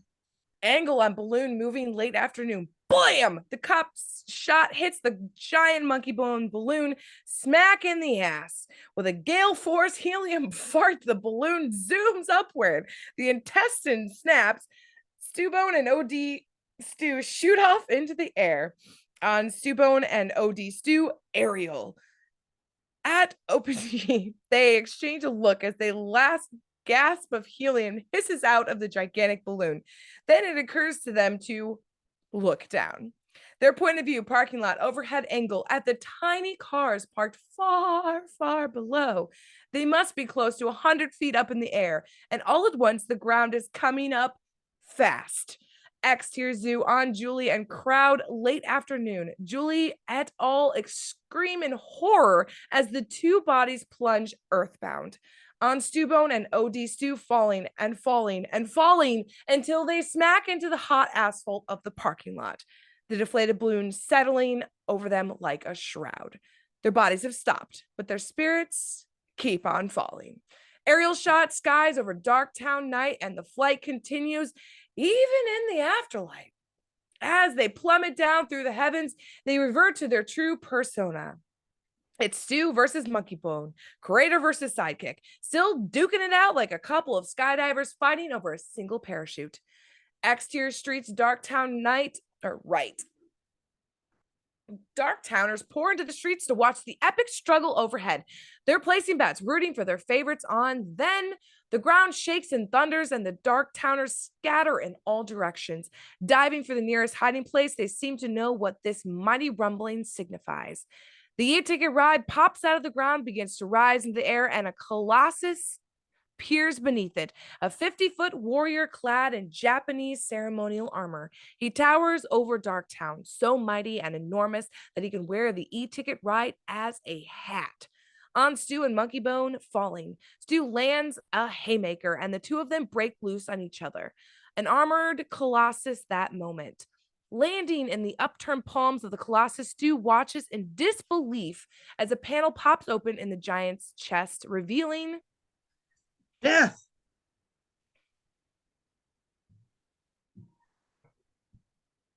I'm here, buddy.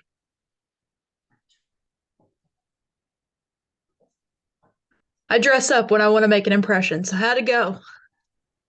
Fine, thanks. Saw my girl, said goodbye. Everything's gonna be okay. I guess I'm yours now. Death. I'd like to point out that none of this was my fault. The roots of this tragedy go back to a callous, uncaring society. Death lets out a mighty roar and claps his giant metal hands together. Man and monkey are surely squished. But when Death opens his hand, Stu is still there, cupped safely in his palms. Hey, where's Monkeybone? Back in your head, where he belongs. No offense, Stu, but on your own, you're kind of vanilla. I didn't want to send him back without him. Back? You're sending me back? It's irregular, but I just love that strip of yours. I figure I'll take the family circus guy instead. Death, thank you. Thank me next time you see me. He sends Stu rocketing upward into the stratosphere with a single flick of his finger. Then he turns. Oh, Hypnos! A bunch of frightened dark towners pitch the quivering satyr out into the middle of the town square. Death, so nice to see you. I can explain. He looks up tremulously. A giant shadow falls across him, followed by a giant armored foot. Exterior zoo, dusk. Julie sobs in a policeman's arms at the exit to the zoo.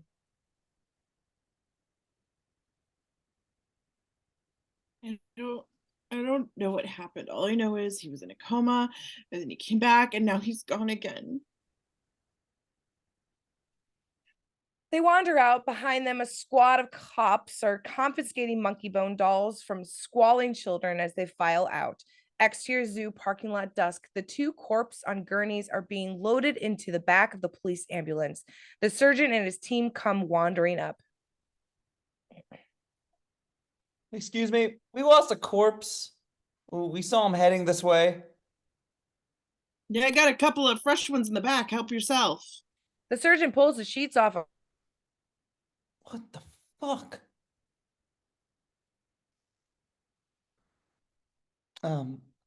It's him, all right. Still dead.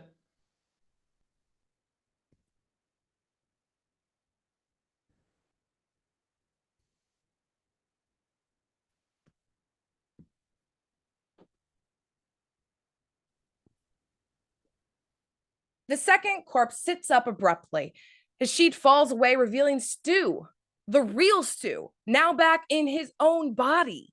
The surgeon and his team runs away from the ambulance, shrieking. Exterior zoo, another angle, dusk. Buster barks like a maniac. Julie turns and sees an impossible vision ambling towards her. Stu, alive and kicking. She can't believe it's him until he grabs her and pulls her close.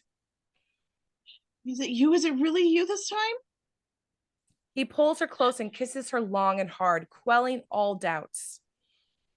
Oh, Stu, tell me I'm not dreaming.